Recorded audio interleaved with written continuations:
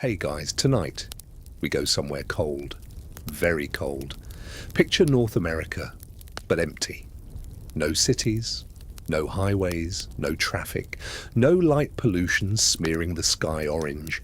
Just stars, more stars than you have ever seen in your life, because there is nothing for 1,000 miles in any direction to compete with them. The Milky Way stretches overhead like a river of pale fire, and beneath it, stretching in every direction as far as any eye can see, is a landscape that no human being has ever looked at before. Just tundra, just glaciers, just wind moving through grass that has never been disturbed by anything walking upright.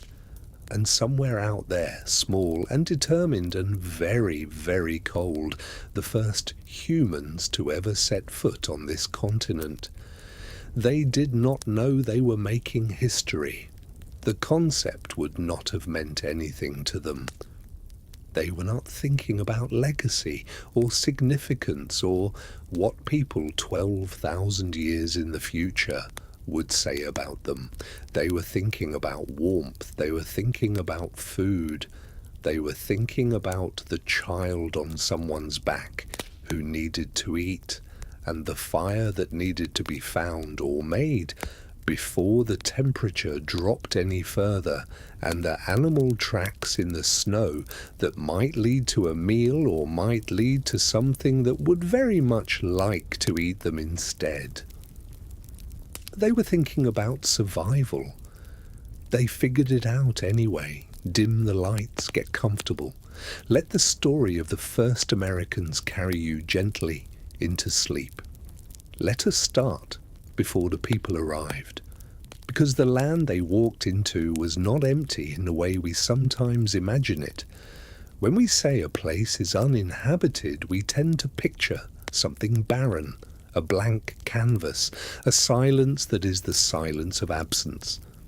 The North America that existed before the first humans crossed into it was nothing like that. It was not a blank canvas. It was not waiting. It was fully, extravagantly, almost overwhelmingly alive in ways that have no parallel in the world we know today. To understand what the first Americans walked into, you have to let go of every assumption your experience of the modern world has given you about what a continent looks like. 20,000 years ago, the world was in the grip of the last great ice age. The Laurentide ice sheet covered most of what is now Canada and stretched south into the northern United States. A mass of ice in some places 2 miles thick, so heavy that it pressed the bedrock of the continent down by hundreds of feet, and so vast that its edges were like coastlines unto themselves, carving icebergs into the cold lakes that formed along its margins. The weight of all that ice had locked up enough of the world's water that sea levels were roughly 300 feet lower than they are today. Coastlines that are now underwater were dry land. Islands that are now separated by open ocean were connected to mainlands. The geography of the planet looked different in ways that matter for the story we are about to tell.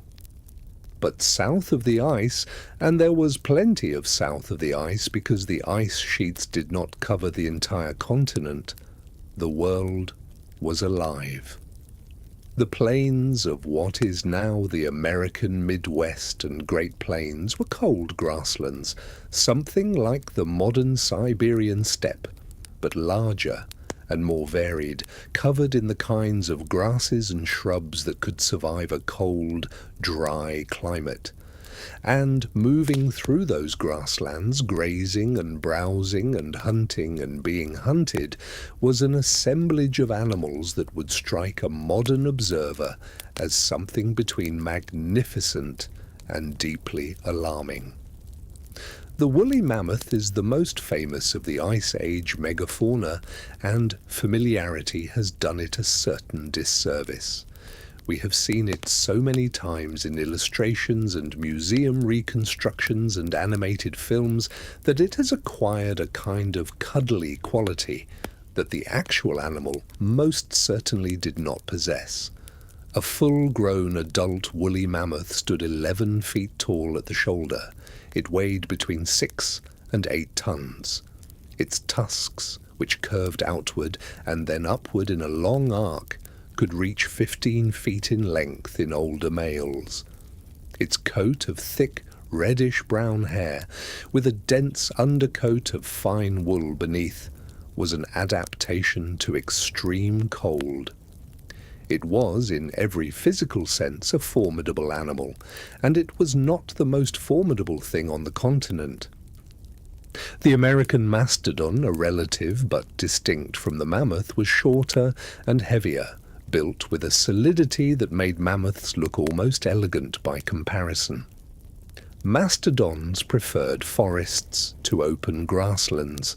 They were browsers rather than grazers, eating leaves and bark and shrubs, moving through the wooded edges of the landscape in ways that made them harder to see and harder to track than the mammoths on the open plains. Their temperament, based on what the fossil record can tell us about the injuries they sustained and inflicted, appears to have been assertive. Mastodons did not run from things. Things ran from mastodons. The short-faced bear, Arctodus simus, was the largest terrestrial mammalian predator in the history of North America. It stood 6 feet tall at the shoulder when it was on all fours.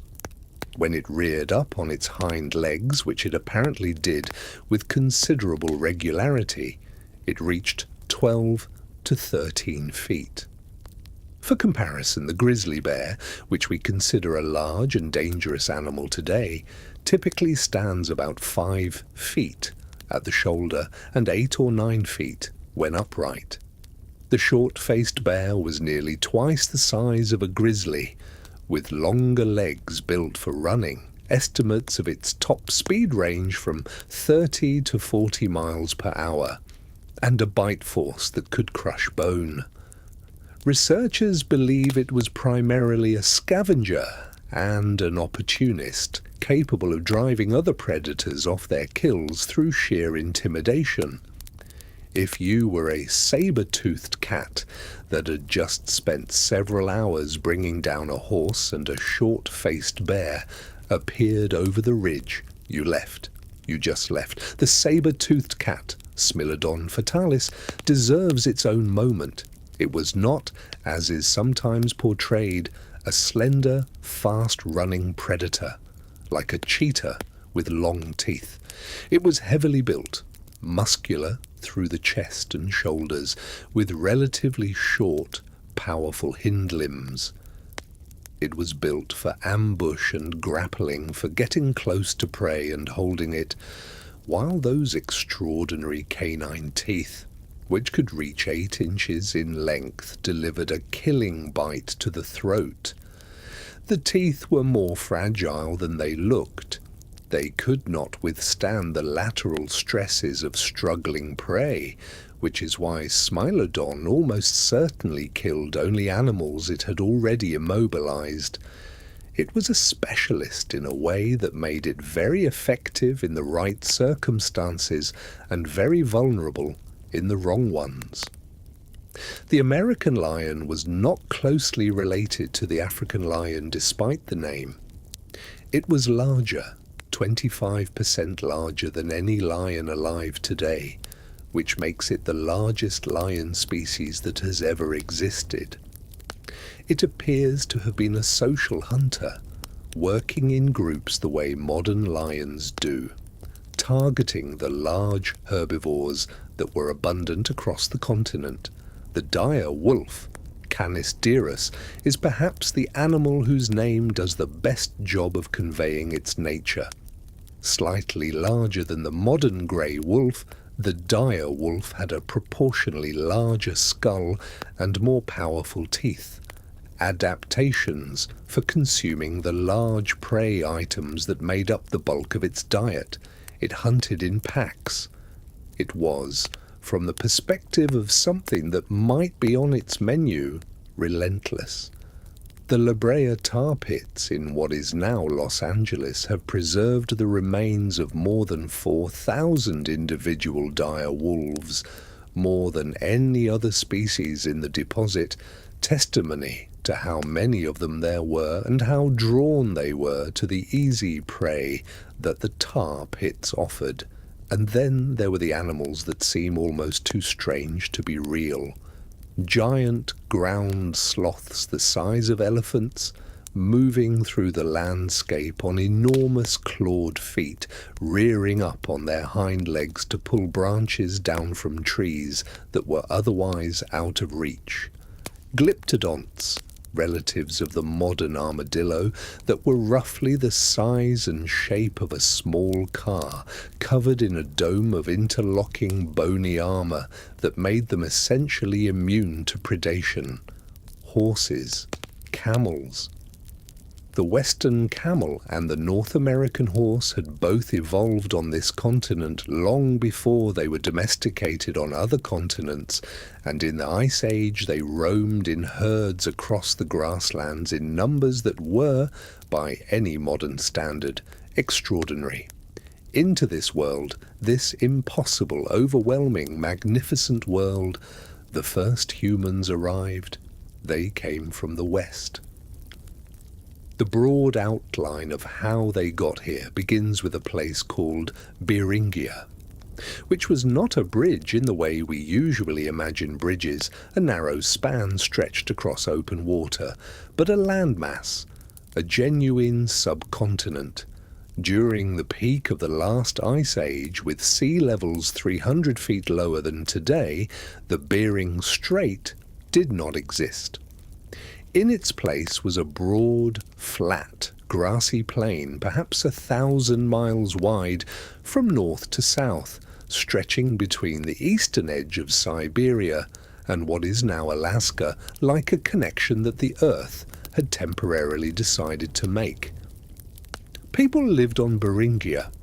This is worth emphasizing because the mental image of people crossing a land bridge tends to suggest a rapid transit, a group of migrants moving purposefully from one side to the other on their way somewhere specific. The reality was almost certainly much slower and much less directed than that. Archaeological and genetic evidence suggests that populations lived on the Beringian landmass for potentially thousands of years, hunting the animals that grazed its grasslands, fishing its rivers and coastal waters, building shelters against the cold, living and dying and having children who lived and died in a landscape that no longer exists, submerged now beneath the waters of the Bering and Chukchi seas. At some point, some of those people moved east. Why? The archaeological record does not preserve motivation, it preserves bones and tools and charcoal and the chemical signatures of old fires, but it does not preserve the conversation, the moment when someone looked at the horizon to the east and said, "Let us go and see what is over there." Maybe they followed the animals they depended on for food, and the animals moved east, and the people followed. Maybe population pressure pushed some groups to explore territory that others had not yet claimed.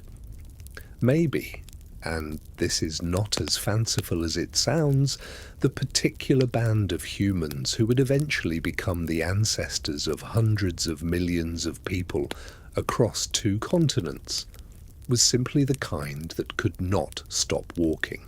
Whatever the reason, they came, and the continent that received them had no idea what was coming.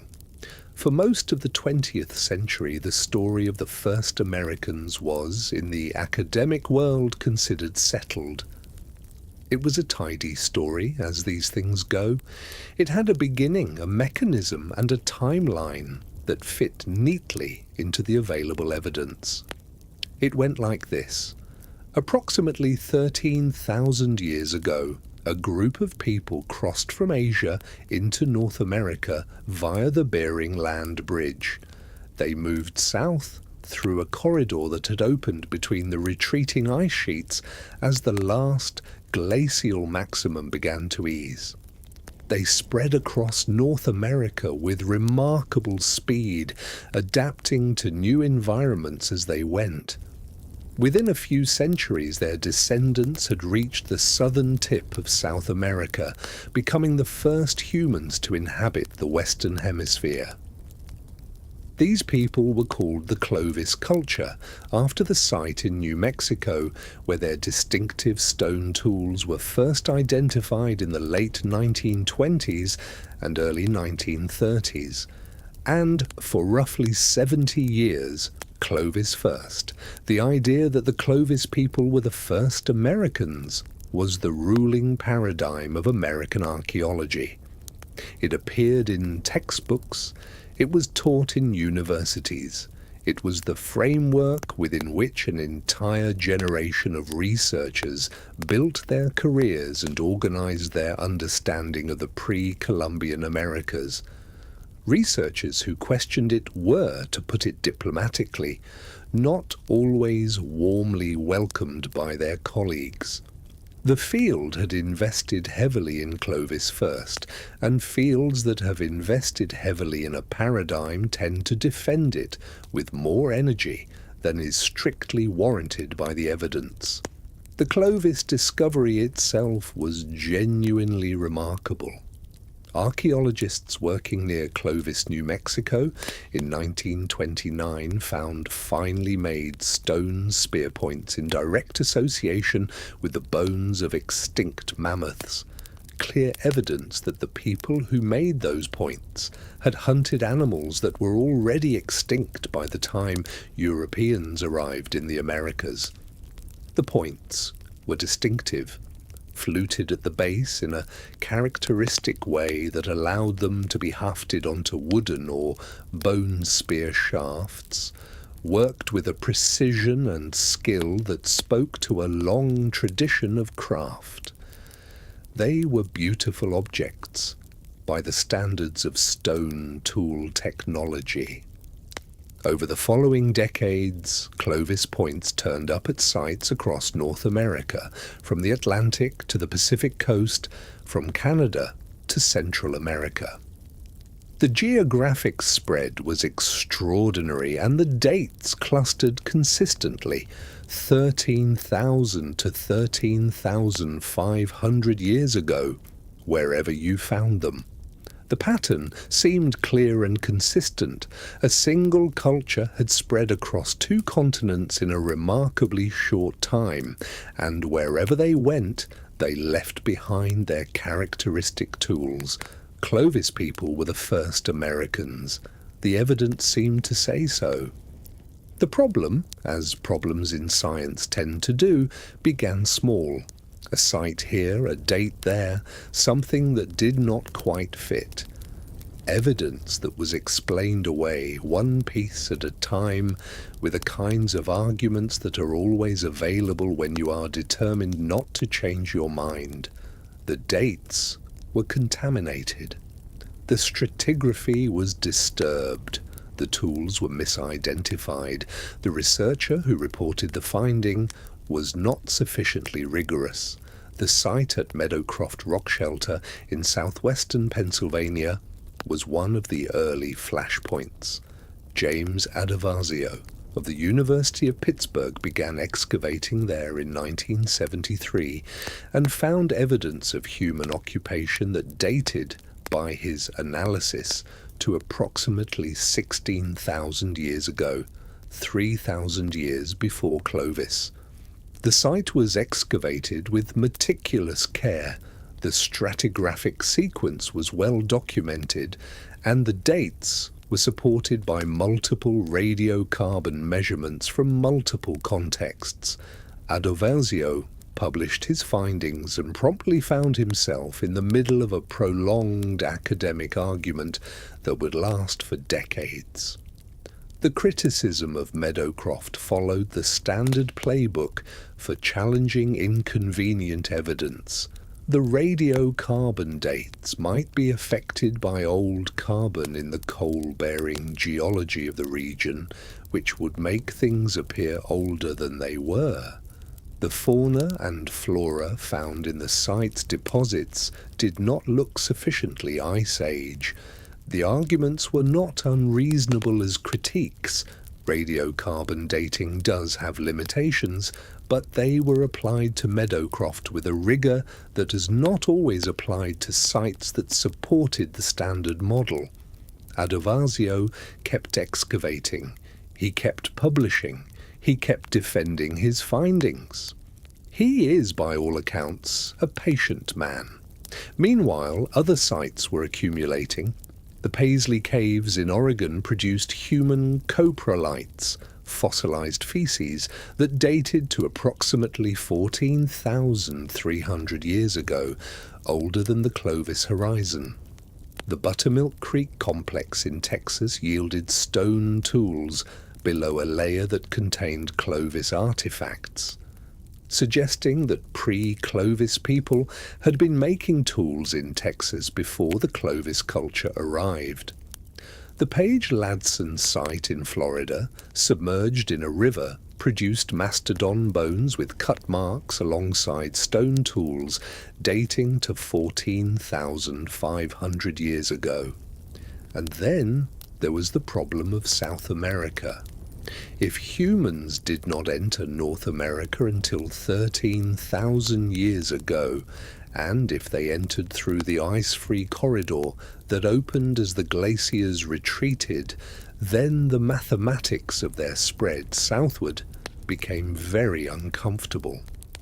10,000 miles from the ice-free corridor to the southern tip of South America. The archaeological evidence was beginning to suggest that people were in southern South America by 14,000 years ago. That would mean they had covered 10,000 miles in just 1,000 years, an average rate of movement that was, at best, pushing the limits of what was biologically and logistically plausible for small groups of people moving through completely unknown territory. Something was wrong with the timeline. The genetic evidence, as it matured through the 1990s and 2000s, made things more complicated still. Studies of the DNA of living indigenous populations showed patterns of diversity that were difficult to reconcile with a single founding population, arriving 13,000 years ago. The depth of genetic divergence between different indigenous groups, the degree to which their DNA had differentiated from a common ancestor, implied a longer period of isolation than the Clovis First model allowed. There appeared to have been multiple founding lineages, and some of them seemed to predate the Clovis horizon significantly. By the early 2000s, Clovis First was no longer being defended with the same confidence it had once commanded. The wall had not fallen all at once. It rarely does in science, but it had developed enough cracks that the structure was visibly unsound. The mainstream view shifted, slowly and somewhat painfully, toward a more complicated picture. The Clovis culture was real. Clovis people were significant, but they were not, in all likelihood, the first. The first had come earlier. How much earlier was a question that, in 2021, received a spectacular and unexpected answer from the desert of New Mexico. There is something that footprints do that no other kind of archaeological evidence can do. A stone tool tells you that someone had hands and knowledge and intention. A bone tells you that someone ate or was eaten. A hearth tells you that someone had fire and stayed in one place long enough to use it. These are facts about existence, about the presence of people in a landscape, extracted from the durable objects they left behind. A footprint is something else entirely. A footprint is a moment, it is not an artifact. It was not made deliberately. It was not designed to communicate or to serve a function. It is simply the impression left by a living body moving through space, preserved by accident in material that happened to be soft enough to record the shape and firm enough to hold it. A footprint says, someone was here. Someone's weight pressed into this exact patch of ground. Someone lifted their foot and took another step. A footprint puts you in the presence of the person. The footprints at White Sands National Park in New Mexico are, by any measure, among the most extraordinary archaeological discoveries ever made in North America. Their significance lies not just in what they are. The preserved tracks of ancient humans in a landscape that has changed almost beyond recognition since they were made, but in when they are. Because the dates that have been obtained for the White Sands footprints have rewritten in a single stroke the timeline of human presence in the Americas. White Sands is one of the stranger landscapes in the American Southwest. The park takes its name from the vast expanse of brilliant white gypsum dunes that cover its surface, 275 square miles of pale, fine, wind-drifted sand that catches the light in a way that makes it look, at certain times of day, almost luminous. It is the kind of place where the silence has a texture to it, where the scale of the open space registers in the body as something more than just distance. Beneath the surface of those dunes, preserved in layers of ancient lake sediment from a body of water called Lake Otero that existed in this basin during the wetter, colder conditions of the last ice age, there are footprints, not just a few. Hundreds of them, thousands of them, the tracks of multiple individuals crossing and recrossing the same ground in patterns that suggest the same paths were used repeatedly over an extended period. Adults and children, some of the children apparently running, their shorter strides and lighter impressions weave in between the deeper, steadier tracks of the adults around them. And alongside the human tracks, the footprints of animals, giant ground sloths, mammoths, moving through the same landscape at the same general period. The tracks cover an area of roughly 4 square miles, and they represent an extraordinary snapshot of a living landscape. Here is a set of tracks where a human appears to have been tracking a ground sloth, following its path, staying close. Here is a child's footprint inside a larger adult footprint, suggesting the child was stepping in the adult's tracks as they walked together. Here is a place where multiple people converged, a meeting point in the ancient mud, and then dispersed again in different directions. It is the most intimate prehistoric record ever found in North America. And then come the dates. The White Sands footprints were dated using seeds found in the sediment layers immediately above and below the footprint horizons.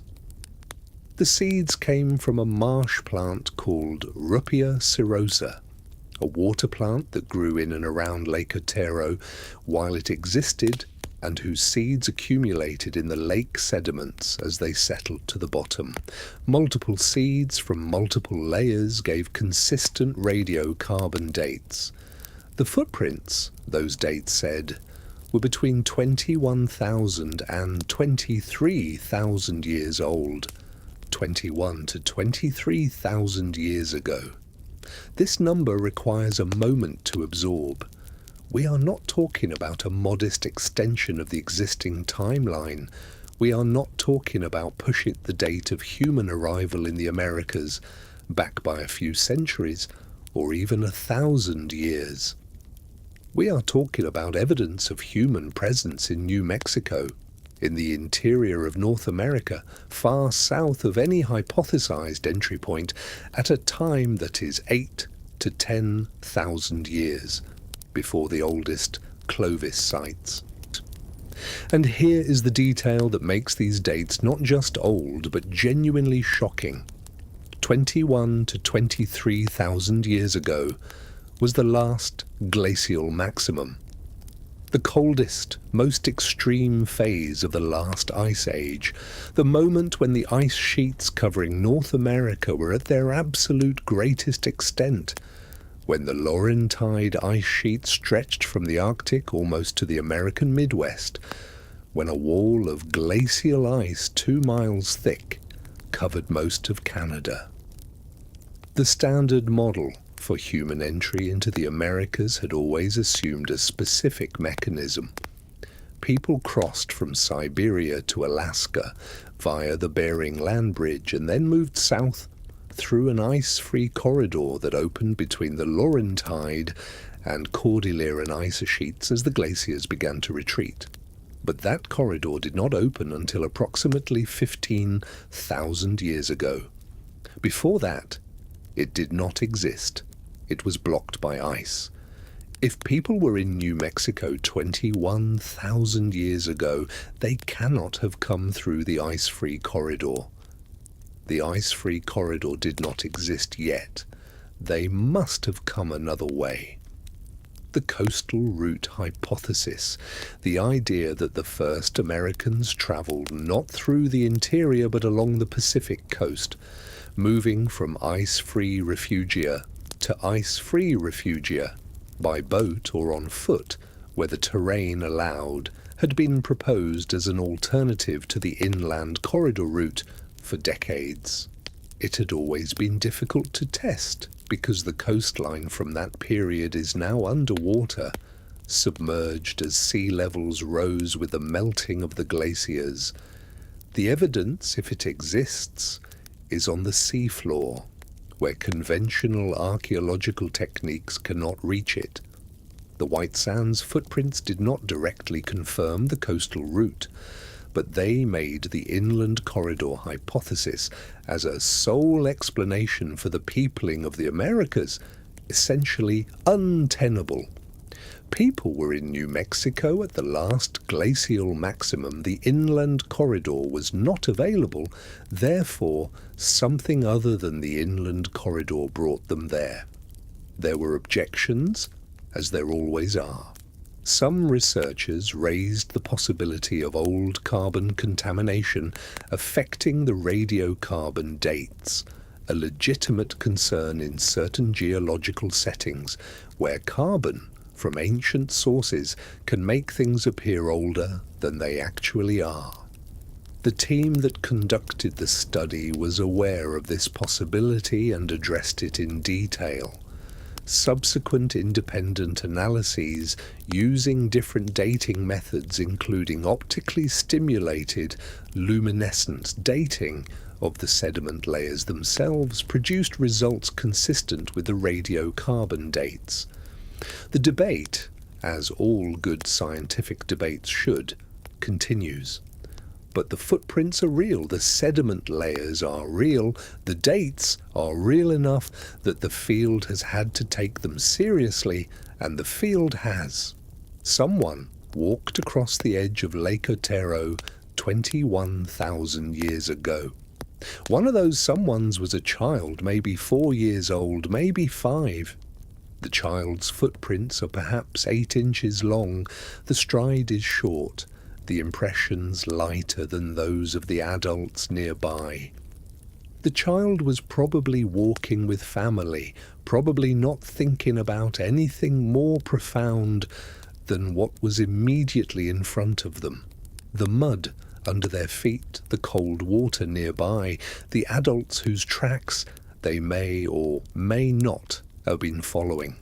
The mud kept them We found them to understand what the first Americans were doing with their days, how they fed themselves, what they feared, what shaped the rhythms of their lives. You have to spend some time with the animals, because the megafauna of Ice Age North America was not background scenery. It was the context in which everything happened. The decisions about where to travel, where to camp, what routes to take and what terrain to avoid, when to move and when to stay, all of these were made in relationship to the animals. The animals were food. The animals were danger. The animals were the primary fact of the landscape, more immediate and more consequential than weather, more pressing than any other consideration. The mammoth has already been introduced, but the hunting of mammoths deserves its own examination, because the fact that early humans hunted animals 6 times their weight with stone-tipped spears is not something that should be glossed over as if it were unremarkable. How do you kill a mammoth? Not easily, and not quickly. The evidence from kill sites across North America gives a picture of mammoth hunting that is more complex and more strategic than the simple image of hunters thrusting spears suggests. At sites in Arizona, New Mexico, and elsewhere where Clovis points have been found in direct association with mammoth remains, the positioning of the stone points relative to the skeleton gives clues about where the hunters were aiming and what they were trying to accomplish. The favoured targets appear to have been areas of the body with high concentrations of blood vessels, the base of the skull, the area behind the shoulder where major arteries run close to the surface, the abdomen. A thrust to the shoulder behind the front leg, driving a stone-tipped spear into the lung or the great vessels of the chest, would not kill a mammoth immediately. It would wound it seriously, set it bleeding, drive it to move with the panicked energy of a frightened large animal, and then, over hours or sometimes days, weaken it as blood loss took its toll. The hunters would follow.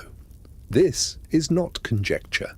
It is the logical implication of the evidence, and it is consistent with what we know about large game hunting by modern indigenous peoples who hunt without firearms. You wound the animal and you track it, sometimes for a very long time, until it can no longer run, or until it lies down and cannot get up. You maintain pressure. You keep it moving if you can, because a moving animal bleeds faster than a stationary one. It required patience. It required knowledge of the animal's behavior and the landscape.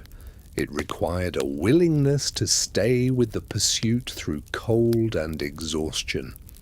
It was not always successful. The healed wounds found on mammoth skeletons, stone tool marks that show signs of bone remodeling, meaning the animal survived the injury and lived long enough for the bone to begin healing, tell us that hunts sometimes failed, that the animal got away. But it worked often enough for the Clovis people and their predecessors to make it a central part of their subsistence strategy. And the evidence of that is scattered across the continent in the form of kill sites and butchering debris that has survived, improbably, for 13,000 years. The mastodon was hunted too, though perhaps less frequently than the mammoth. Mastodon remains with cut marks consistent with butchering have been found at sites in Washington state, the Manis mastodon site, where a bone point is embedded in a rib in Florida and elsewhere. The mastodon's forest habitat made it a different kind of hunting challenge than the mammoth. Less visible across open ground, harder to track, more likely to use dense vegetation as cover or obstacle. but the caloric reward was enormous, and early Americans were clearly willing to make the effort. The dire wolf presented a different kind of challenge, not as prey, but as competition. Understanding the ecological position of the dire wolf requires understanding something about the Ice Age North American landscape. There was an enormous amount of large prey available, and consequently there were many large predators. The saber-toothed cat, the American lion, the short-faced bear, the dire wolf, and the humans who were arriving were all, in various ways, competing for access to the same animals. This competition would have shaped the behavior of every species involved. Dire wolves were pack hunters, and their packs appear to have been large, larger than the packs of modern wolves. The evidence for this comes partly from the La Brea tar pits, where the skulls of thousands of dire wolves have been found, and partly from analysis of the ways their teeth show wear and damage consistent with social feeding behavior on large carcasses. They were not animals that could be easily driven off a kill. A group of humans trying to claim a carcass from a pack of dire wolves would have needed fire, numbers, and courage in roughly equal measure. Fire was probably the key technology in managing relationships with the predators of Ice Age North America. The evidence for the use of fire by early Americans is extensive and spans tens of thousands of years of occupation. Hearths at sites across the continent, from the oldest layers of occupation through the Clovis period and beyond, show that fire was a constant companion. Fire kept warmth, fire cooked food, and made it safer to eat and easier to digest. And fire, the behavioral evidence of modern predators suggests, kept the large carnivores at a respectful distance. A saber-toothed cat that had never encountered fire before would have experienced something like the response that modern big cats show to flames: wariness, retreat, a decision to find prey elsewhere. Over time, as humans became an established presence in the landscape, the predators that survived would have been those that learned to give humans wide berth. Those that did not learn that lesson are, in the fossil record, represented by specimens that appear to have had closer encounters with humans than were good for them. The question of what happened to all of these animals, the mammoths, the mastodons, the saber-toothed cats, the dire wolves, the short-faced bears, the ground sloths, the horses, the camels, is one of the most actively debated questions in the entire field of paleontology and archaeology. North America lost approximately 35 genera of large mammals, roughly 70% of its megafauna, in an extinction event that unfolded between 12,000 and 10,000 years ago. The timing is, to put it mildly, suggestive. The extinctions coincide almost exactly with the spread of humans across the continent. The animals that disappeared were, for the most part, exactly the kinds of animals that human hunters would have targeted: large, slow reproducing, with long intervals between births and low population densities. The overkill hypothesis, developed most fully by paleontologist Paul Martin, argues that the humans were the primary cause. Martin pointed out that the pattern of extinction was unlike anything seen in previous climate transitions. In earlier Ice Age cycles, megafauna had survived the warming and cooling of the climate. What was different this time was the arrival of a novel predator, one with projectile weapons, social hunting strategies, and the ability to exploit prey animals that had no prior experience of the particular threat humans represented. An animal that had never encountered an upright biped with a spear had no instinctive fear response to that stimulus. It would not flee. It would watch curiously as the hunters approached. By the time it understood what was happening, it was too late. The competing hypothesis emphasizes climate change. The end of the last ice age brought rapid shifts in temperature and precipitation. The transition from glacial to interglacial conditions was not gradual but punctuated, with periods of abrupt warming and cooling that disrupted ecosystems in ways that stressed large animal populations. Vegetation changed. The grasslands that mammoths depended on shrank and fragmented. New forests grew in places that had been open plain. Animals that were already under pressure from environmental change may have been pushed over the edge by the additional pressure of human hunting. The current consensus, to the extent that there is one, leans toward a combination. Climate change stressed the populations, and human hunting delivered the final blow to species that were already in decline. The specific weighting, how much was climate, how much was humans, and how the interaction between the two worked, varies by species and by region, and the debate has enough substance on both sides to keep researchers occupied for the foreseeable future. What is not in dispute is the result. Within a few thousand years of the first sustained human presence in North America, the continent that had been home to the most spectacular array of large animals since the Cretaceous was a different place. The mammoths were gone. The mastodons were gone. The saber-toothed cats, the short-faced bears, the dire wolves, the ground sloths, the glyptodonts, the North American horses and camels, gone. All of them. The world that the first Americans had walked into had ceased to exist.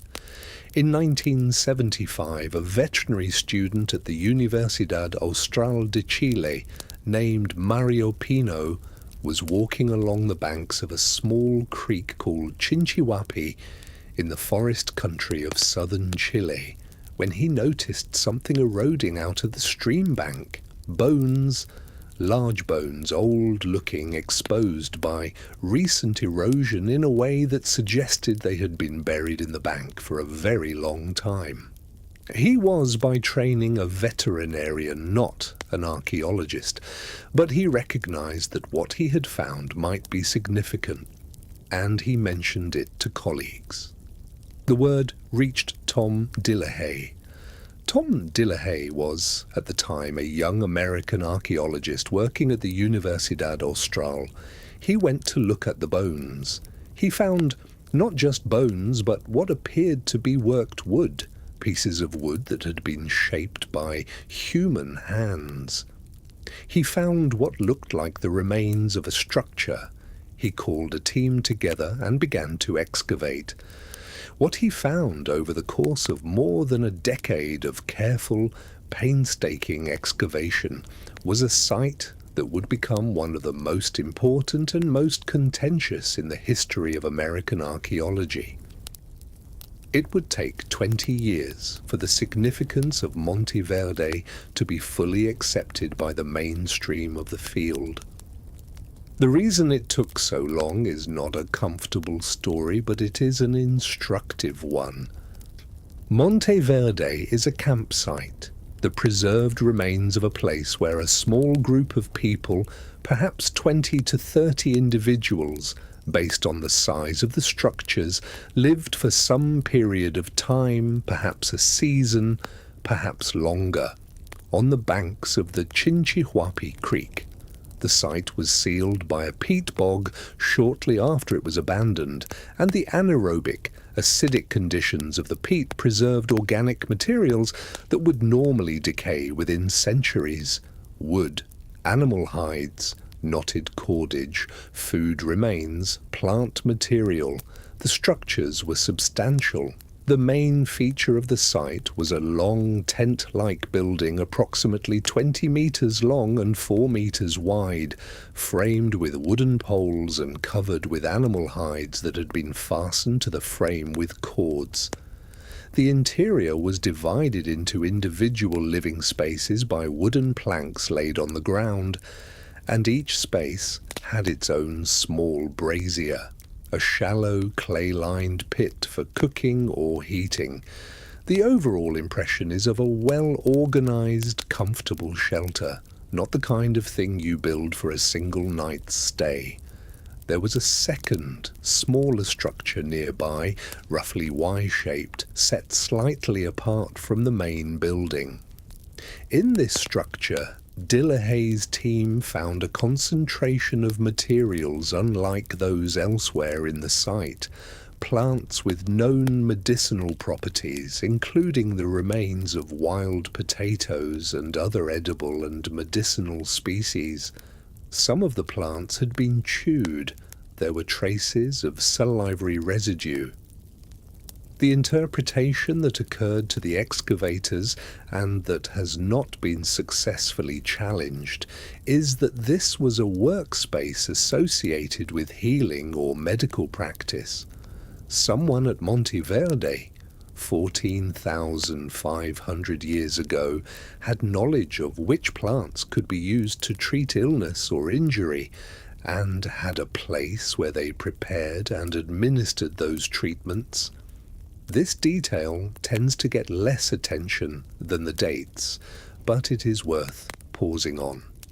The existence of a medicinal specialist, someone whose role in the group was to know the healing properties of plants, implies a tradition of accumulated knowledge. It implies that this knowledge had been gathered, tested, and transmitted over generations. It implies a community complex enough to support specialization. It implies, in short, a fully developed human culture, not a handful of desperate survivors clinging to the edge of habitable territory. These were not primitive people. They were people. The food remains at Monte Verde were extensive and varied. There was mastodon meat preserved in the peat that could still be identified as mastodon. There were wild potatoes, several species of them, along with mushrooms, berries, and seeds. There were the bones of small animals, and there was seaweed. 9 species of seaweed, to be precise, including types that grow in the intertidal and subtidal zones of the Pacific coast. Monte Verde is not a coastal site. It is approximately 90 kilometers from the sea, in a river valley in the Chilean forest. The seaweed had been carried to the site from the coast, dried, perhaps, for preservation, or fresh if the trip had been recent. Some of the seaweed species identified have known medicinal properties and are still used in traditional medicine in the region today. The presence of coastal resources at an inland site is significant for a reason that goes beyond the immediate question of what people were eating. It tells us something about the range and mobility of the Monte Verde people, about the geographic scope of their movements and knowledge. They knew where the coast was. They had access to it. They moved between the coast and the interior with sufficient regularity to bring coastal resources back to an inland camp. This pattern of movement is entirely consistent with the coastal migration hypothesis for the peopling of the Americas. The idea that the first Americans traveled down the Pacific coast and then moved inland from the shore. The Monte Verde people were not isolated, accidental survivors in a remote corner of South America. They were connected to a larger world. The dates that Dillahay obtained for Monte Verde were approximately 14,500 years ago. For comparison, the oldest Clovis sites in North America date to approximately 13,000 to 13,500 years ago. Monte Verde was 1,000 to 1,500 years older than Clovis, and it was at the southern tip of South America.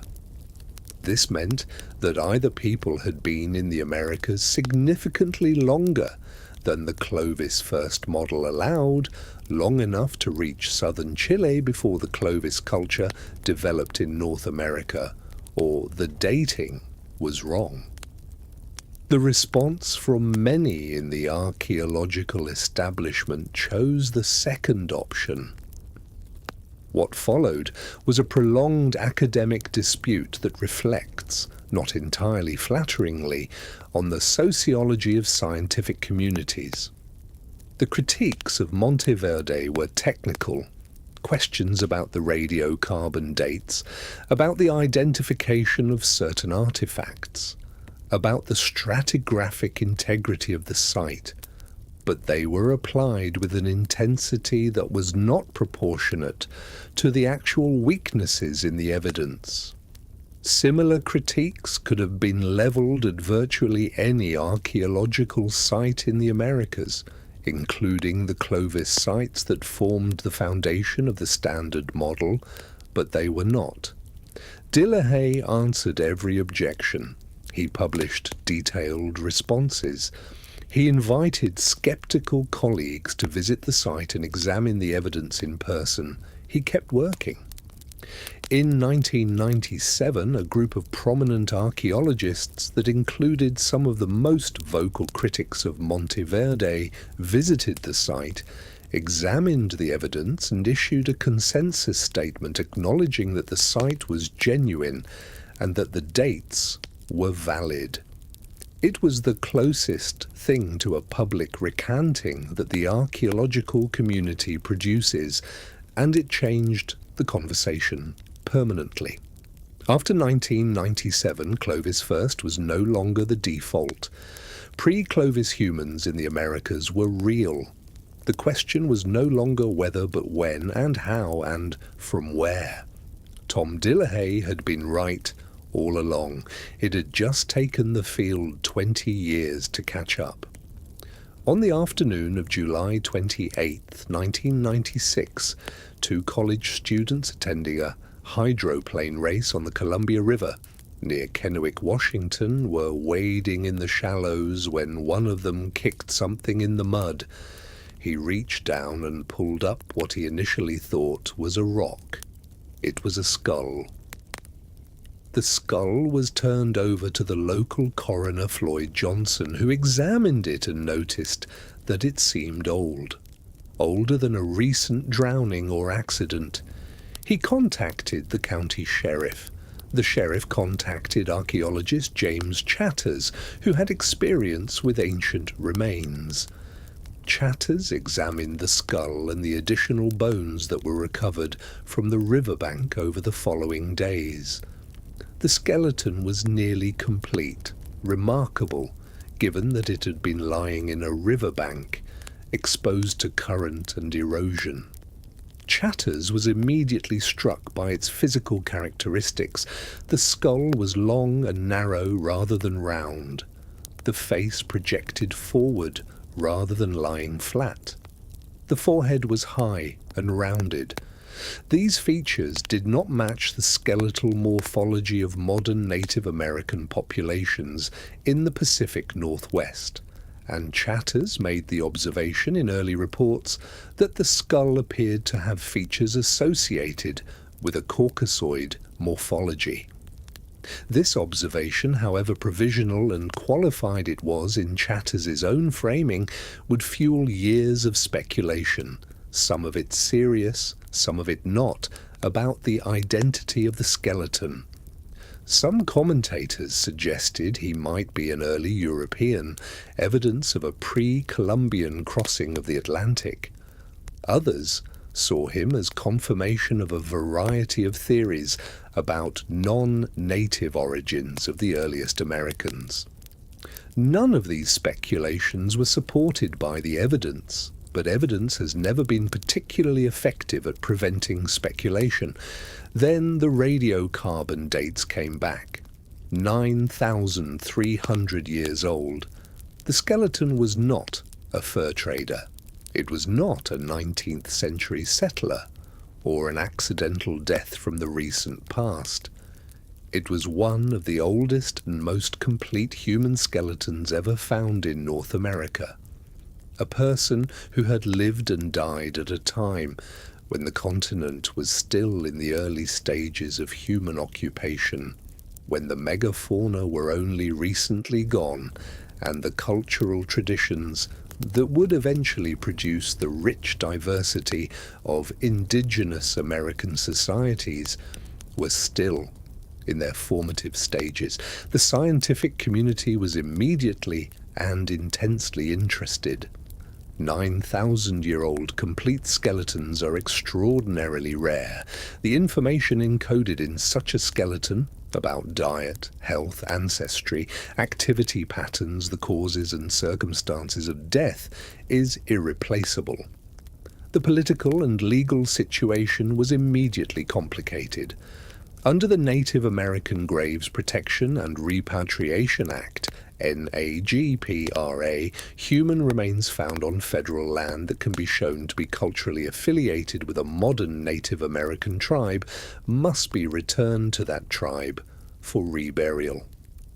A coalition of Columbia River tribes, including the Umatilla, Yakima, Nez Perce, Wanapum, and Colville, claimed Kennewick man as an ancestor and requested his return. A group of 8 scientists filed suit in federal court, arguing that NAGPRA's requirements could not be applied to remains 9,000 years old, that the cultural continuity required to establish affiliation did not exist across a period that long, and that the scientific value of the remains was too great to allow reburial without study. The legal battle lasted from 1996 to 2004. It was argued and appealed through multiple levels of the federal court system. It generated enormous attention, legal, scientific, journalistic, and it raised questions that have not been fully resolved even today. What does cultural affiliation mean across 9,000 years? Who has the authority to decide? What are the relative weights of scientific knowledge and indigenous sovereignty? These are not questions with clean answers, and the Kennewick case exposed the tensions between them with a sharpness that made everyone involved uncomfortable. In 2004, a federal appeals court ruled in favor of the scientists, finding that the required cultural affiliation had not been established under the standards of NAGPRA. Study of the remains was permitted. What the scientists found over the years of study that followed was a detailed portrait of a life lived 9,000 years ago in the Pacific Northwest. Kennewick man was a man, probably between 40 and 50 years old at the time of his death. He had been powerfully built in his youth.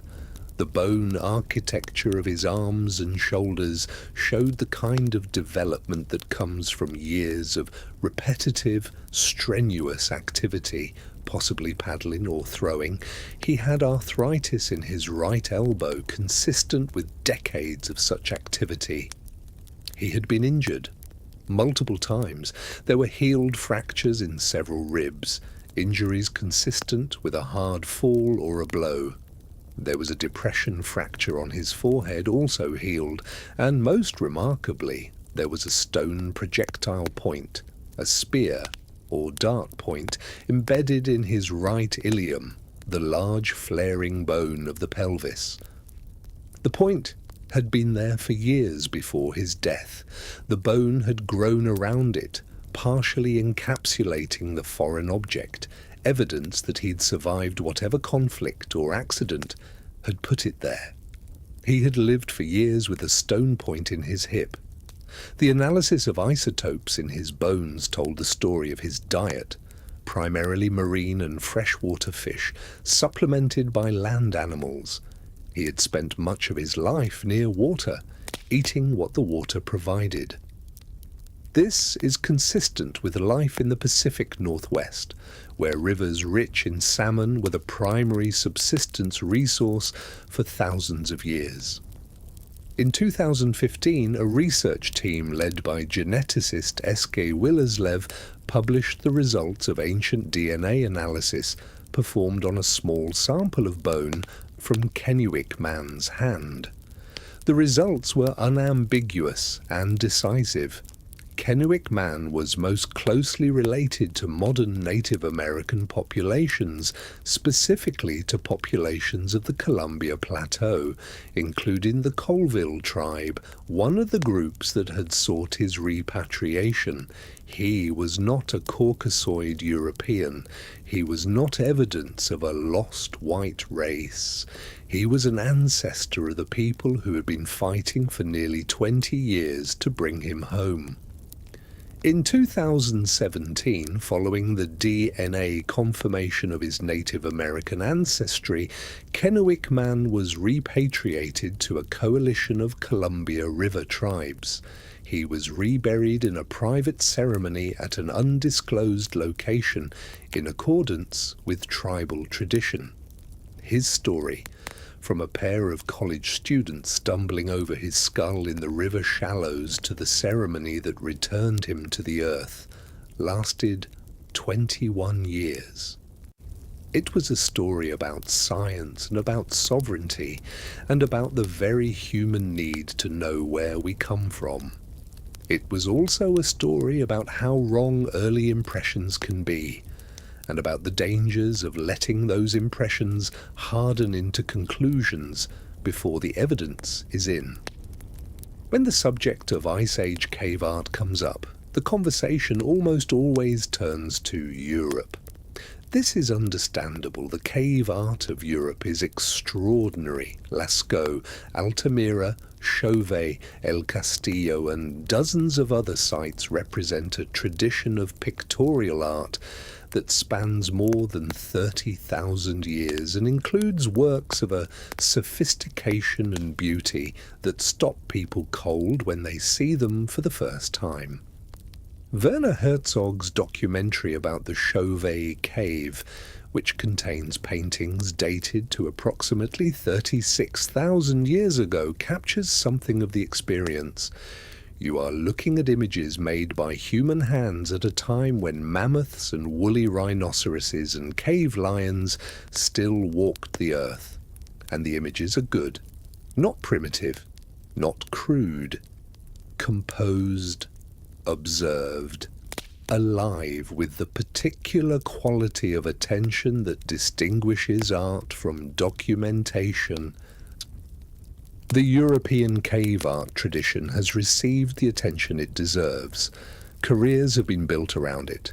UNESCO has designated multiple sites as World Heritage Sites. It appears in every history of art, every survey of human prehistory. The cave art of North America has received considerably less attention. This is partly a matter of historical accident.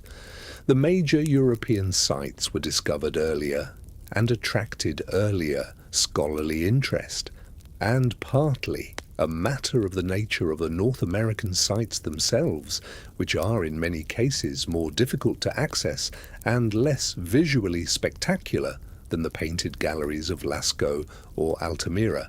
But the cave art of North America exists. It is ancient. It is widespread, and the more carefully it has been studied, particularly in the last 30 years, the more significant it has proved to be.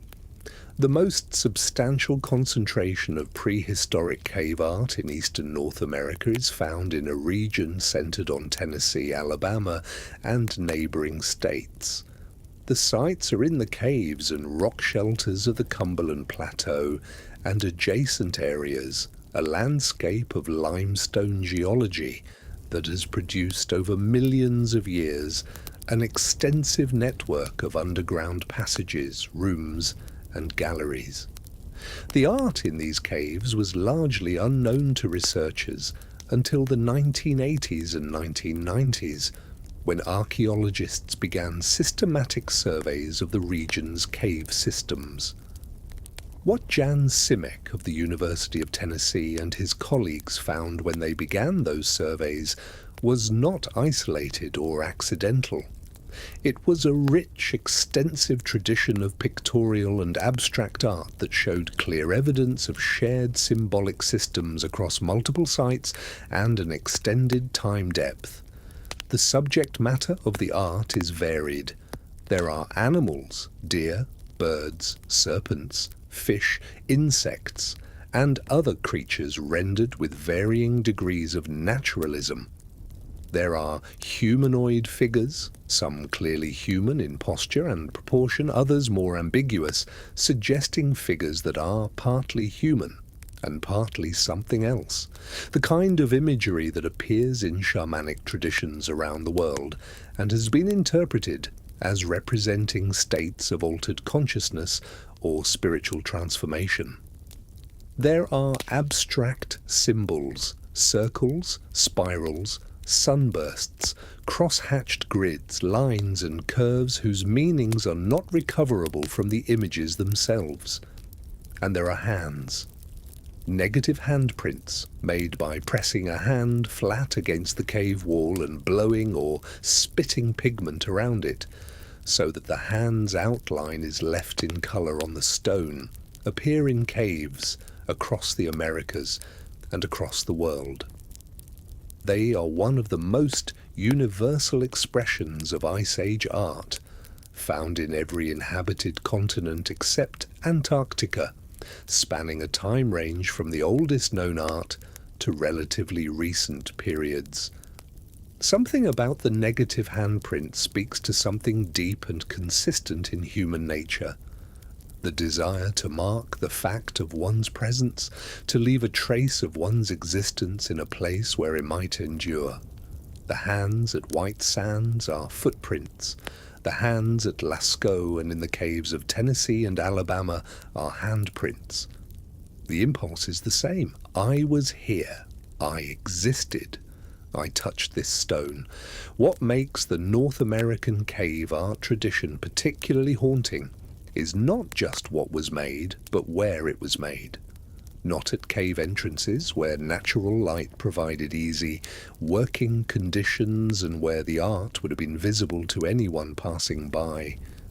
Deep inside the caves, in some cases many hours of travel from the entrance through passages so narrow that passage requires squeezing sideways, through rooms so remote that the modern caver reaching them for the first time experiences a genuine sense of having arrived somewhere that is not meant to be reached easily. The people who made this art carried light sources, small stone bowls with animal fat and a plant fibre wick, giving off a soft, yellowish flame that would have illuminated only the nearest few feet of stone and cast everything beyond in utter darkness. They carried whatever pigments they used, ochre, charcoal, other mineral materials. They carried their knowledge of what they intended to make. They navigated, in some cases, miles of underground passage that has no natural light in darkness broken only by the small circles of their lamps, and then they made something. Why in the dark? Why underground? Why in the most inaccessible parts of the cave system, rather than the easily accessible? The honest answer is that we do not know.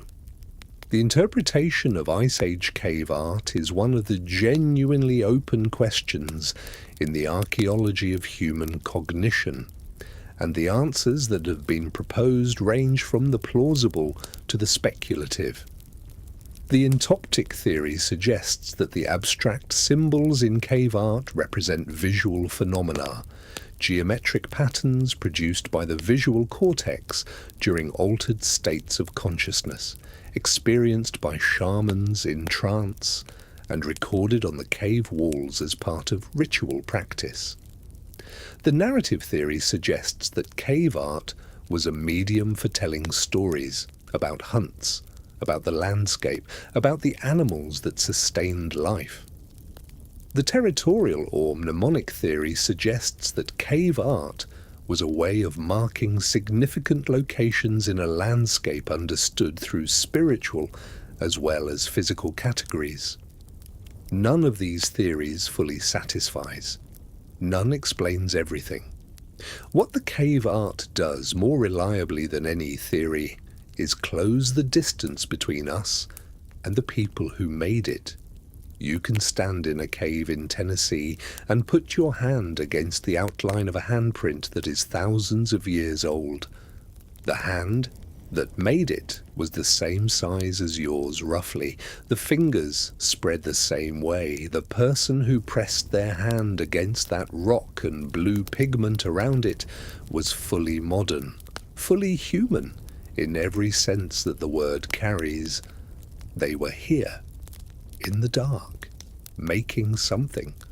The story of the first Americans, as it has emerged from decades of archaeological excavation and genetic analysis, is considerably more complex than the simple narrative of a single crossing and a single people. This should not be surprising. The history of human movement across every other part of the world has proved, on examination, to be complex. Layers of migration, waves of movement, populations mixing and separating and mixing again in patterns that no simple model can capture.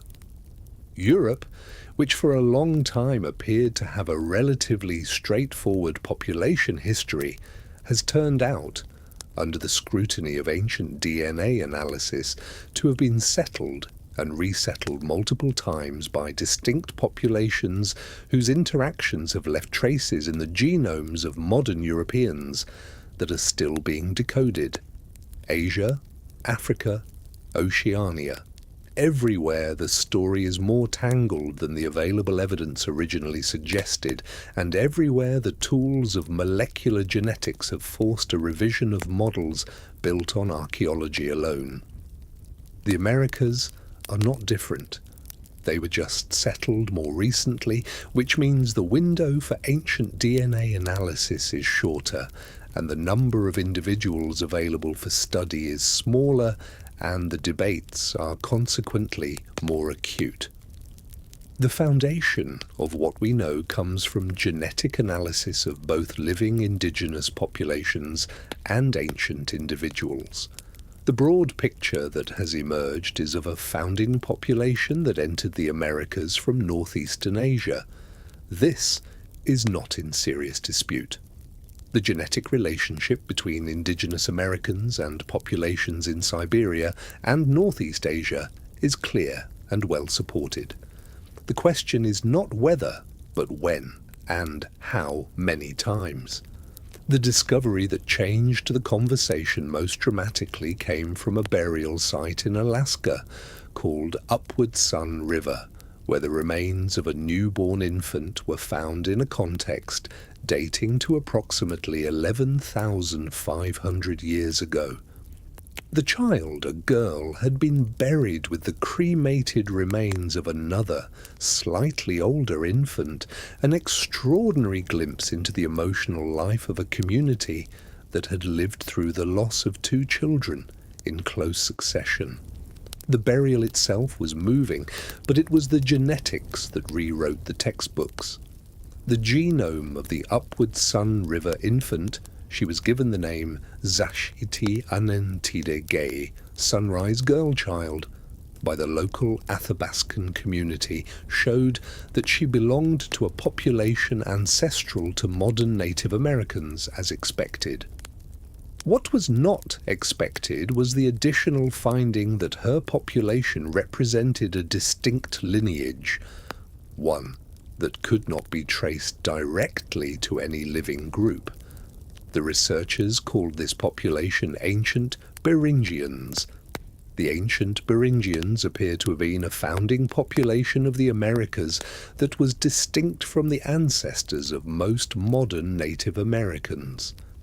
They diverged from the other founding lineage deep in the ancestral Beringian homeland, possibly tens of thousands of years ago, and their descendants entered the Americas at some point during or before the last glacial maximum. The line of ancient Beringians eventually disappeared without leaving identifiable descendants among any modern population. They were absorbed, replaced, or simply dwindled. Sunrise Girl Child is, as far as we currently know, the last representative of her lineage to have been found. The existence of the ancient Beringians means that the Americas were settled by at least two distinct founding populations, not one. The Amazonian signal is even more perplexing. Studies of the genomes of certain indigenous peoples in the Amazon basin and surrounding regions, specifically some groups in Brazil and the Surui people, show a small but statistically robust genetic signal related to populations in Australia, Papua New Guinea, and the Andaman Islands.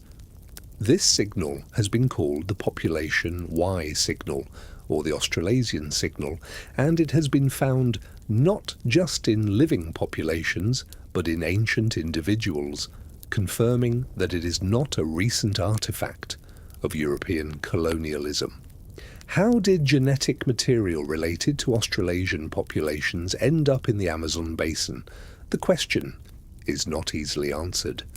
The geographic distance between Australia and South America is enormous.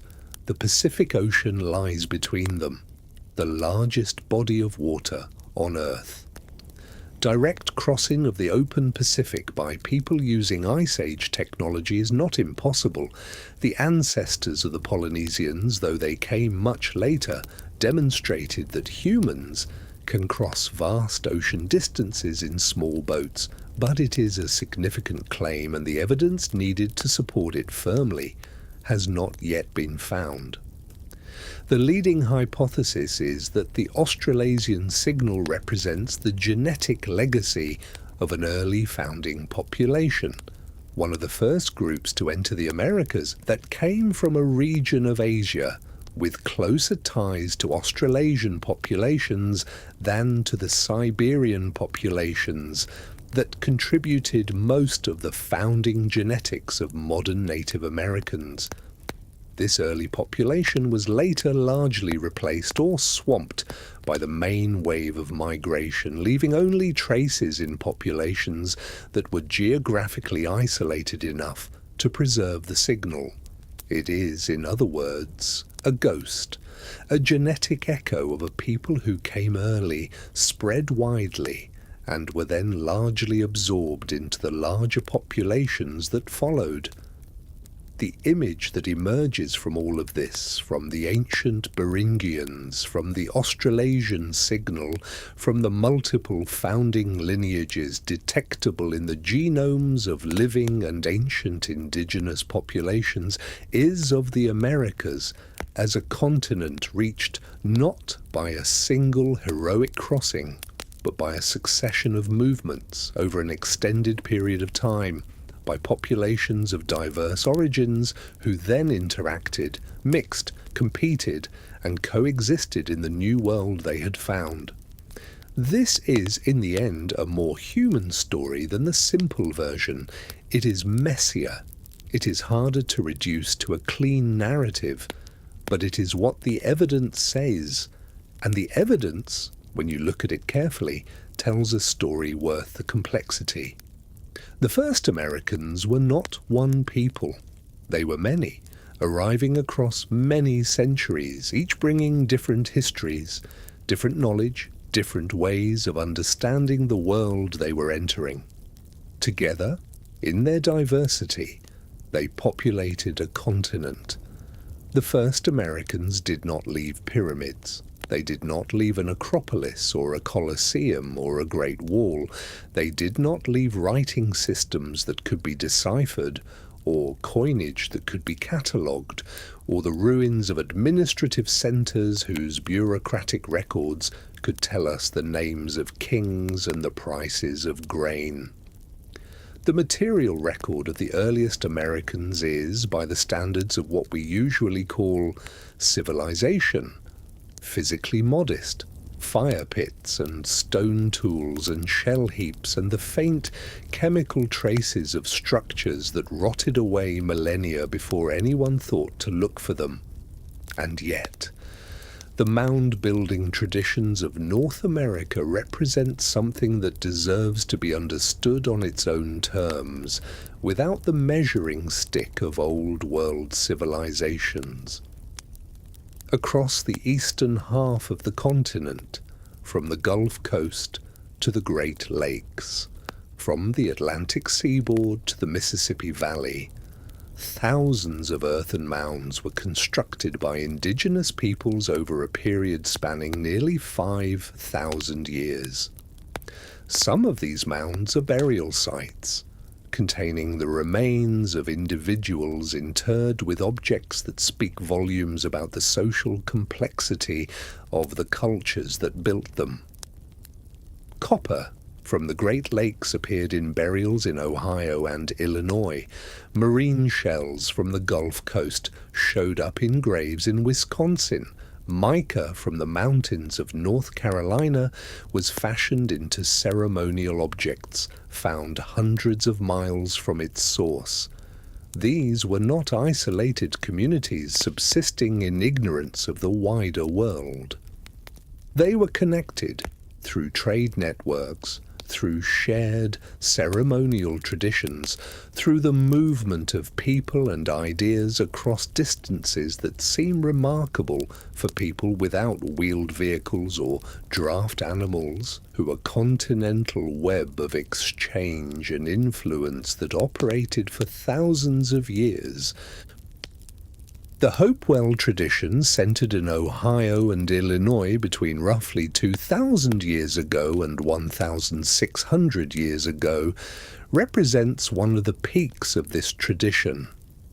Hopewell sites include massive geometric earthworks, circles and squares and octagons laid out with a precision that implies sophisticated surveying techniques, along with burial mounds containing extraordinary concentrations of prestige goods. The sheer variety and volume of the imported materials found in Hopewell burials speaks to an exchange system of continental scope, a network through which raw materials and finished goods moved from their sources to the centers of Hopewell culture, across distances of hundreds and sometimes thousands of miles. The largest mound in North America is Monk's Mound at the Cahokia site, located near the confluence of the Missouri and Mississippi rivers in what is now the St. Louis metropolitan area. Monk's Mound is a flat-topped platform mound, a structure built to support a building on its summit, probably the residence or ceremonial space of the site's most important individual or individuals. It covers 14 acres at its base and rises 100 feet above the surrounding floodplain. It contains more material, more cubic yards of earth than the Great Pyramid of Giza. Every cubic yard of that earth was carried by hand. No draft animals, no carts, no cranes or pulley systems. People carrying baskets of dirt, one load at a time, building a structure that took generations and represents one of the largest single construction projects in the pre-Columbian Americas. The social organization required to coordinate that effort, the leadership, the logistics, the motivation that kept thousands of people working on a single project across generations, implies a level of political and social complexity that tends to surprise people who have not encountered it before. Cahokia at its height around the year 1100, was a city of perhaps 10,000 to 20,000 people. This made it larger than any contemporary city in England. London in 1100 had a population of perhaps 15,000. Cahokia was comparable in the middle of North America, a century before the Magna Carta, in a civilization built entirely without Old World technologies. The Great Serpent Mound in Adams County, Ohio, is a different kind of monument. It is an effigy mound, a mound built in the shape of a recognizable form, and the form, in this case, is a serpent. A quarter-mile long, winding in 7 curves across a ridge above a small creek, its tail coiled tight at one end and its open jaws, or the serpent's head depending on interpretation, grasping or surrounding an oval shape at the other. The entire figure, seen from above, has the quality of something alive and moving, something in mid-motion caught at a moment of sinuous energy. The Great Serpent Mound is oriented so that the oval at the head end points directly toward the setting sun on the summer solstice. This is not coincidence. The people who designed and built this structure observed the sky carefully enough to know and to care exactly where the sun set on the longest day of the year, and they oriented their monument accordingly. They did not leave written records explaining why. They left the alignment itself, which is a form of communication that has survived 1,000 years and speaks across the gap clearly enough for modern surveyors to confirm the intention. Someone wanted to mark that moment. Someone organized a community around marking it. Someone knew why it mattered. The shell middens of the Atlantic and Gulf coasts are the most humble of the monuments left by the first Americans, and in some ways the most eloquent. A shell midden is, at its most basic, a garbage heap, the accumulated remains of countless meals, mostly shellfish, deposited by communities that returned to the same coastal locations year after year, generation after generation, for thousands of years. Some of the middens on the Atlantic coast have been accumulating for 6,000 years. Some of them rise 30 feet above the surrounding landscape and cover acres of ground. From a certain angle in a certain light, they look like hills. They are made of oyster shells and clam shells and mussel shells, with fish bones and animal bones, and the occasional human burial woven through them, along with fragments of pottery and stone tools, and the other material evidence of daily life. Each layer of shells represents a season or a year, or a generation. The midden as a whole is a record of a community's relationship to a place over a period that dwarfs most of what we call historical time. The people who built the midden did not think of themselves as building a monument. They were eating. They were doing what people do. The monument happened because they came back year after year and did it again. The monument is the accumulation of ordinary life over an extraordinary span of time. There is something in that worth sitting with. There is a thought experiment that is worth attempting as we reach the end of this story. Go back. Not in the way we usually mean when we say go back. Not in memory. Not in imagination in the casual sense. Go back properly, the way the evidence now allows us to do, all the way back past the Clovis horizon and the White Sands footprints and Beringia, back to the moment just before the first humans walked into a continent that no human being had ever seen. Stand on the Bering Land Bridge in the cold wind and look east. What do you see?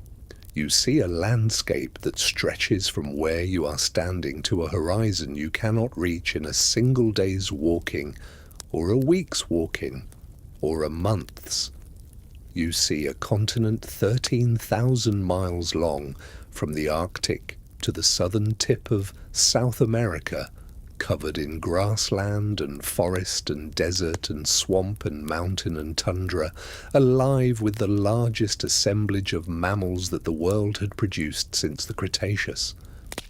You see a place where no fire has ever been deliberately lit by a human hand, where no path has ever been worn by the repetition of human feet, where no plant has ever been cultivated, no animal domesticated, no word spoken.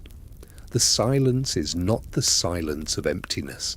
The continent is full of sound, wind, water, the calls of birds, the distant thunder of mammoth herds moving across the plain, the crash of something large moving through forest, the yelp of a pack of dire wolves somewhere to the south. It is the silence of a world that has never been explained to itself, that has never been named or mapped, or interpreted by the particular kind of mind that does those things. And then someone steps forward. It is easy, from our position 12,000 years down the line, to romanticize that moment, to see it as a threshold, a turning point, the beginning of a new chapter in the story of the continent. The people who actually crossed it experienced no such framing. They did not know they were crossing a threshold. They did not know they were the first.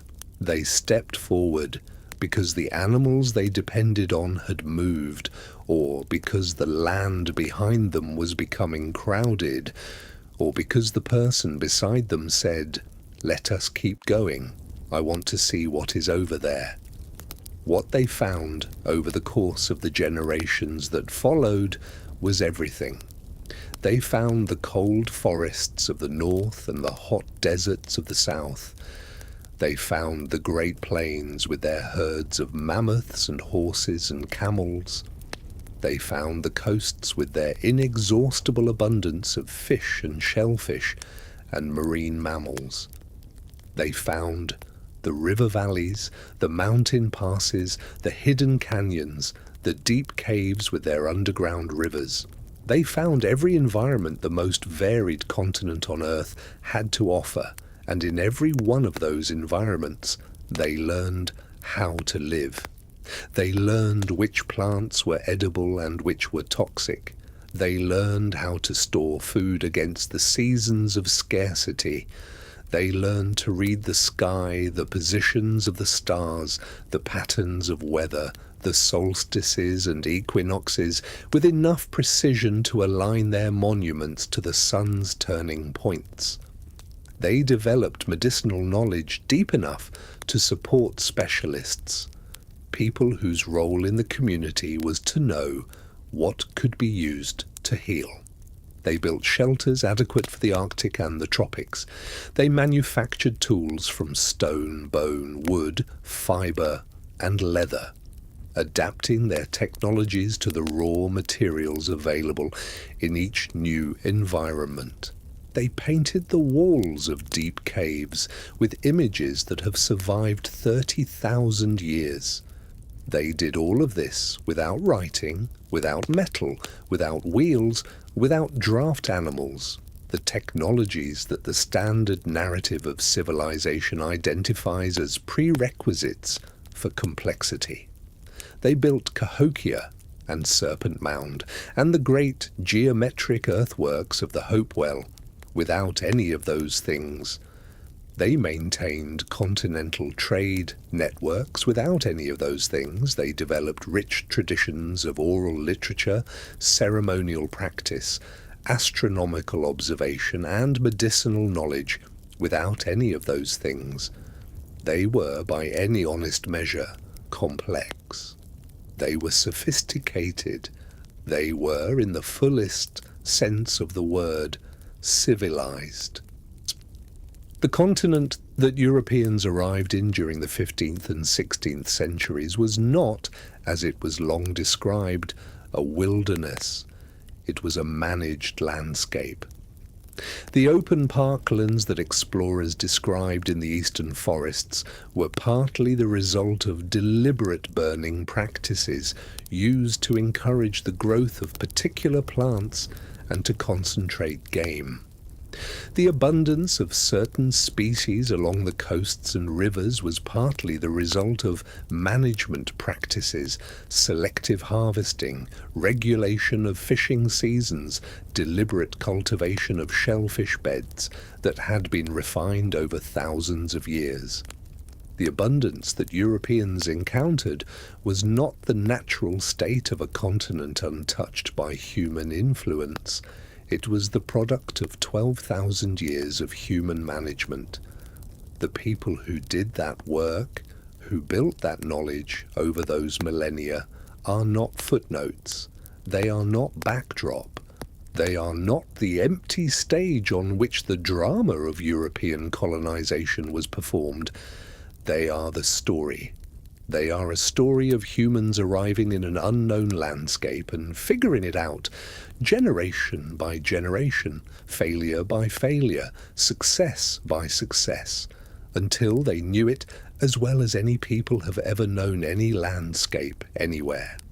They are a story of creativity and resilience and the extraordinary human capacity to find a way in whatever circumstances the world provides. And they left their marks. The marks they left are not the marks we usually look for when we look for evidence of significant human presence. They are not temples or aqueducts or libraries. They are footprints in ancient mud and handprints on cave walls and 1,000,000 shells discarded after a meal and the bones of fires that burned 12,000 years ago and the alignment of a serpent-shaped mound to the solstice sun. The white sands footprints are the most intimate of all of these. A child, maybe 4 years old, maybe 5, walking beside adults on the muddy edge of a lake that no longer exists 21,000 years ago. The footprints are perhaps 8 inches long. The stride is short and quick. The impression is lighter than the adult's. The child weighed less, pressed less deeply into the mud. The child had a name. The name is gone because names do not preserve in mud, do not leave an isotopic signature in bone, do not encode themselves in ancient DNA. The name is gone, but the footprint is here. And here we are at the end of a long story, in the dark, comfortable and warm, somewhere on a continent that someone walked into for the first time 20,000 years ago. Sleep well. You are on their land. If tonight carried you somewhere cold and ancient and full of wonder, thank you for spending it here. New bedtime history every week on Eyes of Earth. Subscribe so you are never without a story when the lights go down, and leave a comment below if you made it past the dire wolves before the dark took you. Good night. There is one more thing worth understanding about Beringia before we follow the first people east into the continent that would become the Americas. Beringia was not a cold, barren crossing. The image of desperate people stumbling across frozen waste in search of a better life is almost certainly wrong. The Beringian landmass, at its greatest extent, was a genuinely rich environment. The same cold, dry conditions that locked up seawater in the glaciers and exposed the seabed as dry land also produced the Mammoth steppe, a grassland ecosystem of remarkable productivity that stretched from Western Europe across Siberia and across Beringia into what is now Alaska. The grasses and herbs of the Mammoth steppe were nutritious and abundant, and they supported enormous populations of grazing animals, woolly mammoths, woolly rhinoceroses in the western parts, bison, horses, muskox and caribou, people who lived on the mammoth steppe were not at the margins of survival. They were in the middle of one of the most productive hunting environments that the Pleistocene world produced. The evidence from Siberian sites, camps and hearths and tools, and the bones of the animals that were eaten suggests populations that were, by the standards of the time, successful and established. They had the knowledge, the technology, and the social organization to exploit the resources of the steppe efficiently. When some of those people moved east into Beringia, they brought all of that knowledge with them. And when some of their descendants moved east again into the continent beyond, they were not starting from scratch. They were an experienced people entering a new territory. There is a detail about the timing of the crossing that deserves attention. The genetic evidence suggests that the ancestral population of Native Americans separated from their Siberian relatives somewhere between 25,000 and 20,000 years ago, and then experienced a period of genetic isolation that lasted several thousand years before expanding into the Americas. This period of isolation is sometimes called the Beringian standstill. The idea that the founding population of the Americas spent thousands of years living on the Beringian landmass, isolated by the glaciers to the east and the changing conditions to the west, before the opportunity to move south presented itself. This is not just a genetic abstraction. It means that the people who first entered North America were not fresh arrivals from Siberia. They had been Beringians, a distinct people, in a distinct place for thousands of years. They had developed in that time adaptations specific to the environment they lived in, physiological adaptations to cold, dietary adaptations to the specific foods available on the steppe, cultural and technological adaptations to the particular challenges of high-latitude life.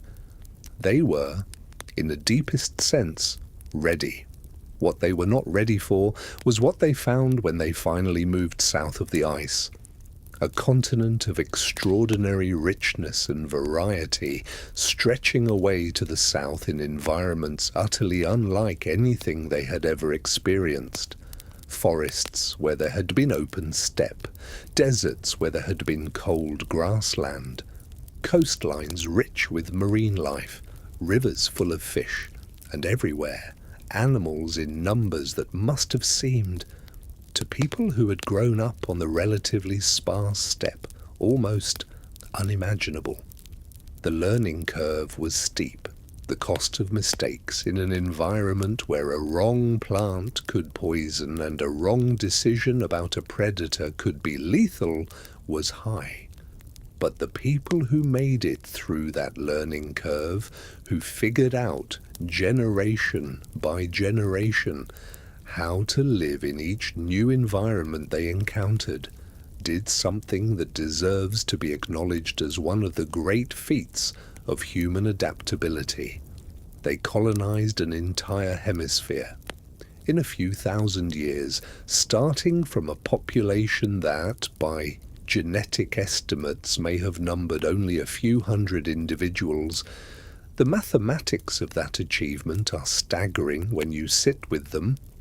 A few hundred people in an unknown land, without any of the technologies that we associate with civilization expanding across 13,000 miles of the most varied terrain on Earth, until every habitable environment on 2 continents was occupied by their descendants. It is one of the most extraordinary things our species has ever done. The collapse of the Clovis First hypothesis was not simply an academic event. It had practical and emotional dimensions that go beyond the question of which dates are correct. For the researchers who had spent their careers working within the Clovis First framework, who had published papers, supervised graduate students, reviewed grant applications, and organized their entire professional understanding of American prehistory around a particular model. The prospect of that model being wrong was not just intellectually uncomfortable. It was professionally and personally threatening in ways that academics rarely acknowledge openly, but that influenced the conduct of the debate for decades. This is not an unusual situation in the history of science. Thomas Kuhn's analysis of how scientific paradigms shift describes exactly this pattern. An established framework that has served well for decades becomes increasingly difficult to maintain in the face of anomalous evidence. But the community that has invested in the framework resists the evidence longer than a dispassionate reading of the data would justify. The resistance is not necessarily dishonest. The critics of Monte, Verde and Meadowcroft raised genuinely valid methodological concerns, but it is disproportionate, and it delays the acceptance of findings that the evidence, objectively assessed, supports. What was at stake in the Clovis debate was more than just a date. It was a story about who the first Americans were, how they got here, and what that meant for our understanding of human prehistory. Stories have a weight that facts alone do not. They organize knowledge into meaning, and when the story has to change, the reorganization costs more than just updating the relevant textbooks. The irony of the Clovis First debate is that the evidence that eventually overturned the model was not particularly exotic or difficult to understand. It was not the product of new technology or unprecedented methodological innovation. It was, in large part, simply more of the same. More sites, more dates, more careful excavation of evidence that had been available in principle for decades, but that had not been taken seriously because it did not fit the accepted framework. The pre-Clovis sites were not impossible to find, they were simply impossible to accept, as long as Clovis First was the paradigm. The lesson, which applies well beyond archaeology, is about the difference between what the evidence says and what a community is prepared to hear. Science is a self-correcting enterprise. The motto of the enterprise is essentially that reality eventually wins, but the self-correction is not instantaneous. It takes time. It takes the accumulation of evidence beyond the threshold of plausibility, the gradual attrition of the defenders of the old model through retirement and death, the emergence of a new generation trained in a different framework. It took American archaeology roughly 30 years to move from the first serious pre-Clovis evidence to a genuine paradigm shift. By the standards of how these things usually go, that is actually fairly fast. The positive development that emerged from the long Clovis debate was a methodological improvement in the field. The arguments about stratigraphy and radiocarbon contamination and artifact identification, however frustrating they were in the moment, pushed researchers to be more rigorous about their evidence and their conclusions. The standard of proof for extraordinary claims, for dates that push the timeline back significantly, for artifacts that challenge the established sequence, was raised, and the field is better for it. The evidence that has emerged since the paradigm shift has been more carefully documented, more rigorously dated, and more thoroughly scrutinized than the early Clovis discoveries ever were, which means, paradoxically, that the evidence for pre-Clovis humans in the Americas is now better supported than the original Clovis First hypothesis ever was. The sediment layers of the White Sands site tell a story that extends beyond the footprints themselves. Lake Otero, the ancient body of water whose margins preserved those 20,000-year-old tracks, was one of many lakes that filled the basins of the American Southwest during the cooler, wetter conditions of the last ice age. The Southwest that we know today, arid, sun-blasted, the landscape of sagebrush and creosote and the kind of heat that hits you like a wall when you step out of an air-conditioned car, is a transformed version of a landscape that was, 20,000 years ago, significantly more hospitable. The presence of a large lake at White Sands implies a water cycle very different from the modern one. Rainfall was higher, evaporation was lower. The basins that now hold only occasional seasonal water held permanent lakes, sometimes deep ones fed by snowmelt from the mountains and by a climate system that distributed moisture across the landscape in ways that the current climate does not. The vegetation around Lake Otero would have been grassland and wetland vegetation. Marsh plants like the Ruppia cirosa, whose seeds provided the dates for the footprints, along with grasses and sedges and the kinds of trees that grow near permanent water. It was, in other words, a landscape that supported life, a landscape that would have drawn animals and the people who followed them, just as the modern version of this landscape draws wildlife to the seasonal water sources that still exist. The footprints, read in this context, become more than just evidence of ancient presence. They become a glimpse into the daily life of a people moving through a landscape that offered resources, water, animals, plant foods that are no longer available in the same form or the same locations. The tracks of ground sloths and mammoths in the same sediment layers suggest that the humans and the megafauna were using the same resources, moving toward the same water, existing in the same ecological space.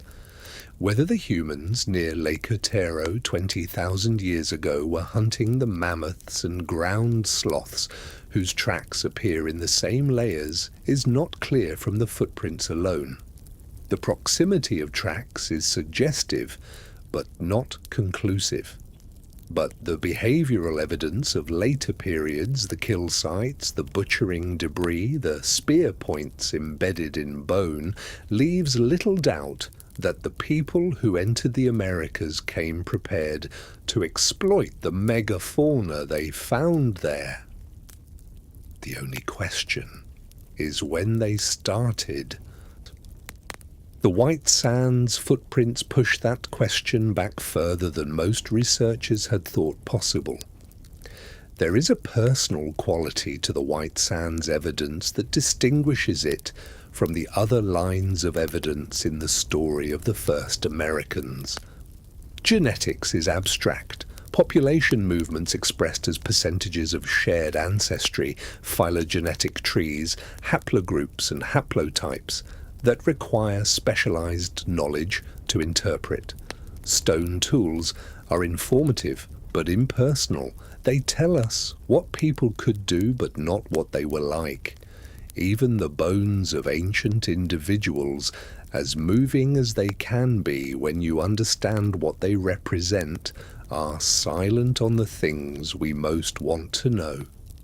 Footprints are different. The child's prints at White Sands are perhaps the most directly human evidence from the entire Ice Age record of the Americas. A child, 4 or 5 years old, walking beside adults on muddy ground 20,000 years ago. The stride is short. The impressions are lighter than the adults. The child was going somewhere, moving with purpose, in the direction the footprints indicate, presumably toward something specific that the adults were also moving toward. We will never know the child's name. We will never know what the child looked like, or sounded like, or what they thought about the cold air and the distant mammoths, and the strange flat landscape of the ancient lake edge. We will never know whether the child was happy or frightened, or simply tired after a long day of walking. But we know the shape of their foot, and we know they were here. The horses of Ice Age North America deserve a special mention because they represent one of the stranger ironies in the history of the continent. The domestic horse is not native to the Americas in the way that most people understand nativeness. When Spanish conquistadors brought horses to the Americas in the 16th century, it was widely understood by the Spanish and in time by the indigenous peoples who encountered them as the introduction of an entirely new animal to a continent that had none. And in the historical sense that is accurate. There were no horses in the Americas when the Spanish arrived, but in the deeper historical sense it is exactly backwards. The horse evolved in North America. The entire family Equidae, horses, donkeys, zebras and their relatives, originated on this continent in the Eocene epoch roughly 55 million years ago as small multi-toed forest browsers that bear almost no resemblance to the large single-toed grazers we know today. Over tens of millions of years through a process of evolutionary change documented in one of the best fossil records of any mammal family, the North American horse lineages diversified, grew larger, lost their extra toes, and developed the deep-rooted teeth adapted for grazing on the tough grasses of the open plains. By the Pleistocene, North America had multiple species of horse, the western horse, the Mexican horse, and others, all large, all grazing on the grasslands of the continent in numbers that the fossil record suggests were substantial. And it was from North America that horses dispersed, crossing the Bering Land Bridge into Asia, and from there into Europe and Africa, where they would eventually be domesticated and become one of the most consequential animals in human history. The horses of Ice Age North America, in other words, were the ancestors of every domestic horse that has ever lived. The Arabians and the thoroughbreds and the draft horses and the ponies, all of them trace their lineage back to animals that grazed on the same plains where the first Americans hunted mammoths. And then, along with the mammoths and the mastodons and the dire wolves, the North American horse went extinct. When the Spanish reintroduced horses to the Americas, they were, in a very real sense, bringing home an animal that belonged there. The descendants of the original North American horses, domesticated in the Asian steppes over thousands of years, returning to the continent where their ancestors had evolved, the descendants of the people who may have hunted those ancestors to extinction, encountering the horses again and finding them almost immediately transformative. The Comanche, the Lakota, the Cheyenne, and dozens of other nations of the Great Plains built cultures around the horse within a few generations of its reintroduction that were so thoroughly integrated that it is easy to imagine those cultures as ancient. They were not ancient. The horse cultures of the plains are historically recent, products of the 16th and 17th centuries. But the speed and depth of the adaptation, the way these peoples incorporated the horse into every aspect of their lives, speaks to the kind of accumulated ecological knowledge that allows a people to recognize a transformative tool and use it with extraordinary skill. The first Americans hunted the original horses of the continent to extinction, if the overkill hypothesis is correct. Their descendants, thousands of years later, built civilizations on the backs of the horses' descendants. It is the kind of historical loop that history rarely makes so cleanly. The story of Monte Verde does not end with Tom Dillahay's vindication in 1997. In the years since the mainstream acceptance of the site, Dillahay and his colleagues have continued to excavate, and the deeper layers of the site have produced something unexpected, evidence of an even earlier occupation tentatively dated to 33,000 years ago. This lower layer, designated Monte Verde I as opposed to the better documented Monte Verde II, is more ambiguous than the main site. The evidence consists of what appear to be hearths and stone objects that may be tools, but the interpretation is disputed. Distinguishing deliberately made stone tools from stones fractured by natural processes is one of the harder problems in archaeology, and the Monte Verde one materials sit right at the edge of what can be confidently attributed to human activity. Dillahay himself has been careful about the claims made for this lower layer, presenting it as suggestive rather than conclusive. But if it is real, if the lower layer does represent a human presence at Monte Verde 33,000 years ago, then the implications are staggering.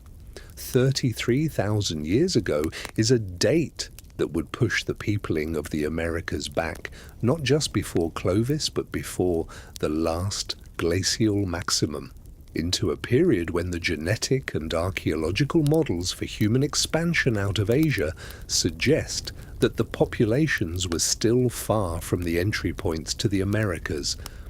The debate over Monte Verde one is likely to continue for years. The evidence is ambiguous enough that reasonable people can reach different conclusions, and the stakes, a date 33,000 years old, would rewrite not just American prehistory, but the entire timeline of human dispersal across the globe, are high enough that caution is warranted. What the Monte Verde one controversy illustrates is the broader uncertainty that still surrounds the question of when humans first entered the Americas. The White Sands footprints pushed the date to 21,000 years ago, with better evidence than most previous claims of a similar age. If they are confirmed, and the signs point toward confirmation, they establish that the Americas were occupied before the last glacial maximum. Whether the occupation began before that, 30,000 years ago or more, is a question that the current evidence cannot answer definitively. The answer may come from sites not yet discovered, from coastlines currently underwater, from ancient DNA extracted from specimens not yet found. The story of the first Americans is not finished. It is still being written. The Kennewick man case raised questions that extend well beyond the specific controversy over his remains. At the heart of the legal and ethical dispute was a fundamental tension between two different ways of understanding human identity and human history. The scientific framework, the one that the researchers who sued for access were working within, understands identity in terms of biological relationships, ancestry, genetics, physical morphology. From this perspective, The question of who Kennewick Man was is a question about his DNA and his skeletal characteristics, and the question of who has the right to make decisions about his remains is a question about demonstrable biological descent. The indigenous framework that the Columbia River tribes articulated, and that is encoded however imperfectly in Nagpra, understands identity in terms of relationship to place and to the ongoing continuity of a people. From this perspective, the question is not whether a specific genetic lineage connects modern Umatilla people to a 9,000-year-old individual. The question is whether this person lived and died on land that the Umatilla and their ancestors have occupied since time beyond memory, and whether that relationship constitutes a form of kinship that transcends what genetics can measure. Both frameworks are internally coherent. Both capture something true about the nature of human community and human history. The conflict between them is real and deep, and the Kennewick case made it visible in ways that could not be ignored. The 2015 DNA results, which showed that Kennewick Man was most closely related to modern Native Americans and specifically to Columbia Plateau populations, did not resolve the philosophical tension. They did shift the practical ground of the dispute. It became much harder to argue that the required cultural affiliation had not been established when the genetic evidence was pointing directly at the Colville tribe. But the more important lesson of the DNA results was not about Kennewick Man specifically. It was about the larger claims that had been made on the basis of his skull's morphology, the suggestions that he was Caucasoid, that he might be an early European, that he represented evidence of a pre-Columbian, non-native presence in the Americas. Those claims had been made with confidence on the basis of the physical characteristics of a single skull. The DNA demolished them comprehensively. Skeletal morphology, the analysis of physical features of the skull and bones, is a legitimate tool in forensic and archaeological analysis, but it has limits. The physical characteristics of a skull are the product of complex interactions between genetics, development, diet, and environment. The same genetic ancestry can produce different physical appearances, and similar physical appearances can arise from different genetic backgrounds. The Kennewick Man case demonstrated, with unusual clarity, the danger of drawing firm conclusions about ancestry from skull morphology alone. The 9,000 years that separated Kennewick Man from the modern populations most closely related to him were enough time for significant changes in skull shape to occur. Changes driven by diet, by developmental environment, by the ordinary processes of evolutionary change operating over hundreds of generations. His skull looked different from modern Columbia Plateau skulls.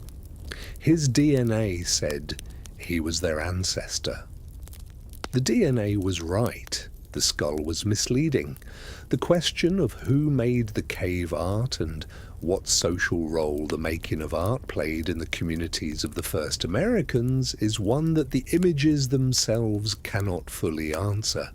But the location of the art, deep underground, in the most inaccessible parts of cave systems, offers some clues. The experience of going deep into a cave in darkness except for a small handheld light is a distinctive psychological experience even for a modern person with a headlamp, and the knowledge that other people know where they are. The darkness is absolute beyond the radius of your light. The silence is unlike any above-ground silence. It is a silence without wind, without ambient sound, without the subliminal acoustic texture that the open air always carries. The cold is steady and damp. The walls press close. For a person who had never been in a cave before, the initial experience would have been overwhelming.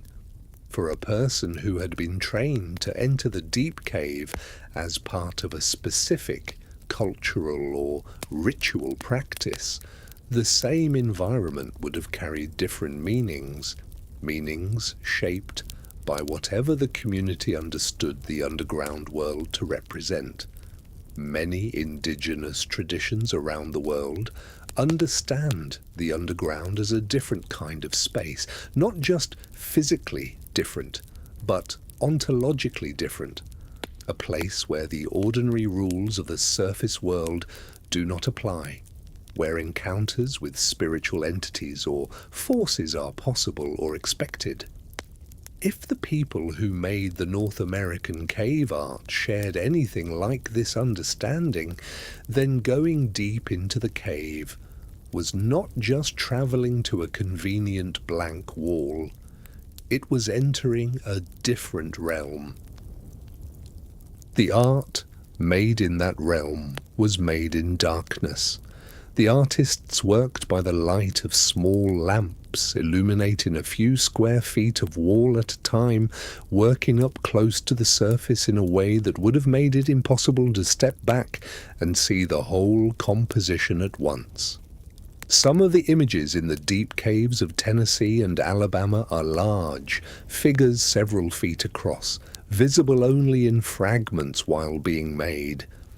The artist held the complete image in their mind while working on the details by lamplight. This is, technically, a sophisticated cognitive achievement. It requires the ability to hold a spatial representation in working memory while executing fine motor tasks on a small scale, and to trust that the accumulation of those small-scale tasks will produce the intended large-scale result. Modern artists call this working from the internal image, and it is a skill that has to be developed and practiced. The Ice Age artists had it. The handprints in the caves are the most direct evidence of individual human presence in the archaeological record. A stone tool could have been made by anyone, dropped anywhere, moved by water or animals or subsequent human activity. A handprint was made by a specific person in a specific place, pressing their specific hand against a specific wall and leaving its outline there. The handprint is as close as the archaeological record gets to a signature. Some of the handprints in North American caves are small, child-sized, or the hands of adolescents. The making of art was not, apparently, restricted to adults. It was something that young people did as well in the dark, underground, pressing their hands against the stone walls of the caves that held whatever meaning the community assigned to them. Children making art in the dark 12,000 years ago, or more. The ancient DNA revolution, the development of techniques for extracting and analyzing genetic material from archaeological specimens, has transformed our understanding of the deep human past more thoroughly and more rapidly than any other methodological advance in the history of archaeology.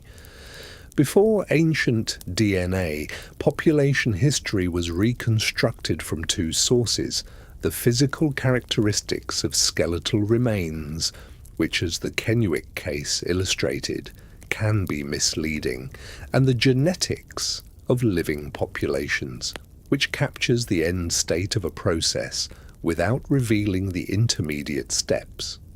Both sources have value, but both have significant limitations. The physical record is incomplete and subject to interpretive error.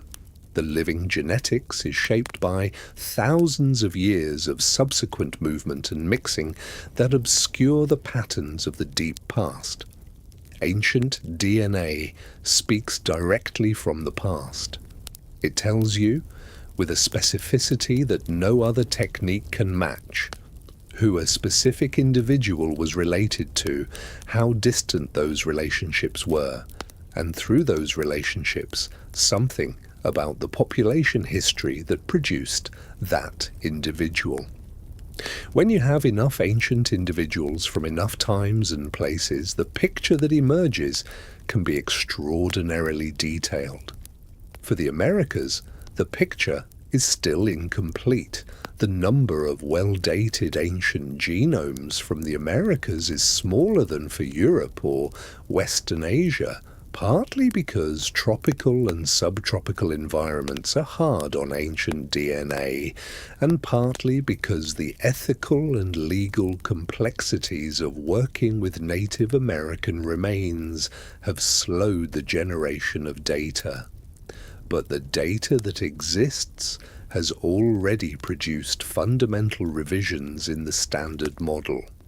One of the most important recent findings concerns the timing and nature of the diversification of Native American populations within the Americas. Once the founding populations entered the continent, they did not simply spread out and gradually differentiate through isolation. The genetic evidence suggests instead a complex pattern of population expansion and contraction, of groups meeting and mixing and separating, of lineages expanding into new territory and then disappearing or contracting back, of the continent being not a single expanding frontier, but a dynamic landscape of populations in motion. The people who built Clovis points were related to, but not identical with, the people who came before them, and the people who came after. The people of the great mound-building traditions were not simple descendants of Clovis people, but the products of thousands of years of population history that included new arrivals, local developments, and the mixing of lineages that had been separated for centuries or millennia. The diversity of indigenous American cultures that existed when Europeans arrived, hundreds of distinct languages, dozens of distinct cultural traditions, a range of social organization from small bands to complex chiefdoms to city-states, was not the product of a single founding event. It was the accumulated product of 12,000 years of human history on a continent of extraordinary environmental diversity. Every distinct language, every distinct cultural tradition, every distinct way of understanding the world that was present in the Americas in 1491 represented a unique solution to the challenge of living in a specific environment, developed over generations by people who knew that environment with an intimacy that no outsider could match. The Americas were not, at the moment of European contact, waiting to be discovered. They were full. The trade networks of pre-Columbian North America are one of the least known and most remarkable aspects of indigenous civilization on the continent. The Hopewell interaction sphere, as archaeologists call it, was not a trade network in the modern sense. There were no merchants, no fixed prices, no markets. It was instead a web of exchange relationships maintained through gift-giving, ceremony, and the movement of objects whose value was partly practical and partly symbolic. The objects that moved through this network tell us something about what mattered to the people who exchanged them. Copper from the Lake Superior region, the native copper that occurs there in pure, workable form, unusual enough in the geological record to be genuinely rare, was worked into sheets, cut into shapes, hammered into ornaments, and deposited in burial mounds across the eastern half of the continent. A copper object found in a burial mound in Ohio or Illinois had travelled hundreds of miles from the source. The people who placed it in that burial understood where it came from. The distance was part of the object's significance. Obsidian, volcanic glass, ideal for making sharp-edged tools, was traded across enormous distances. Obsidian from sources in the Yellowstone region of Wyoming has been found in Hopewell burial contexts in Ohio, more than 1,000 miles to the east. Marine shells from the Gulf of Mexico and the Atlantic coast appear in inland burials. Grizzly bear teeth, which could only have come from the Rocky Mountains or the Pacific coast, appear in sites on the Great Plains and in the Midwest. The movement of these objects implies the movement of people, or at least of reliable relationships between people across great distances. Someone in Ohio in the year 200 AD knew, or knew someone who knew, people who could obtain obsidian from Wyoming and copper from Lake Superior and shells from the Gulf Coast. That network of knowledge and relationship did not spring up overnight. It was the product of generations of contact, trade, and the gradual building of the kind of long-distance connections that complex societies depend on. The roads are less well known, but they existed. The Great Chaco Road System of the American Southwest, a network of wide, carefully engineered roads radiating from the great houses of Chaco Canyon in what is now New Mexico, is the most studied example. But roads and trail systems existed across the continent. They connected settlements, directed movement, and imposed a human order on the landscape that persisted for centuries. The Natchez Trace, which later became a road used by European Americans between Nashville and Natchez, began as a trail worn by indigenous people over thousands of years of travel. The trails that became the roads of the colonial period, that became the highways of the early United States, were in many cases the paths that the first Americans had established, paths that followed the logic of the landscape, the locations of water and food and shelter, the natural corridors through mountain ranges and along river valleys, learned over thousands of years of patient observation. The roads of America are older than America. The last ice age ended, as ice ages do, not all at once but in stages, advances and retreats, cooling and warming, the glaciers pushing south and then pulling back over a period of several thousand years. By 10,000 years ago, the great ice sheets were in rapid retreat. By 8,000 years ago, the landscape of North America had been transformed into something recognizably similar to what it is today, minus the cities and highways and the 2/3 of the original forest that had been cleared. The people who lived through that transition, who had been born into one world and died in a different one, experienced changes that we can only partially reconstruct. The animals they had depended on were disappearing.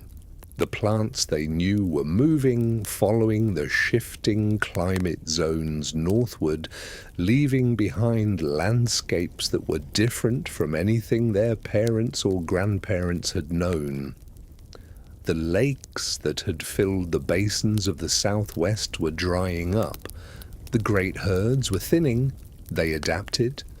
This is perhaps the most important single fact about the first Americans. They adapted.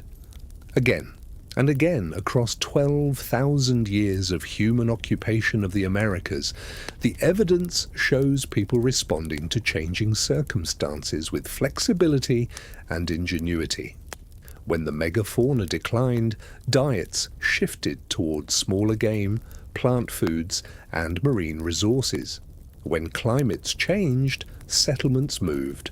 When one environment became less productive, people found ways to make a living in the next one.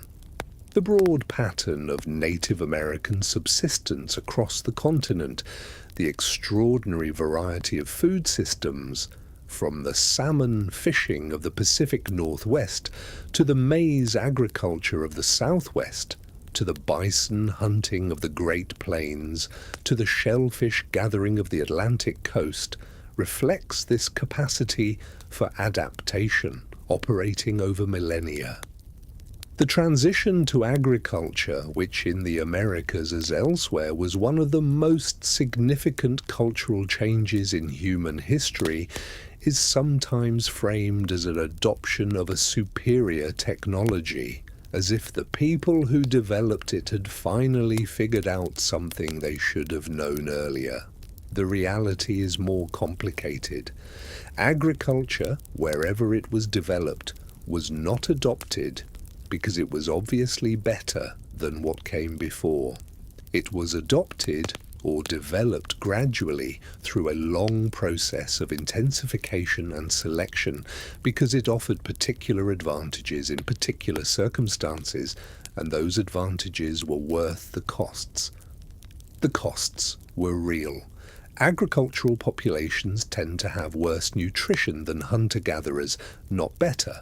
Less dietary variety, more dependence on a small number of crops, greater vulnerability to famine if those crops fail.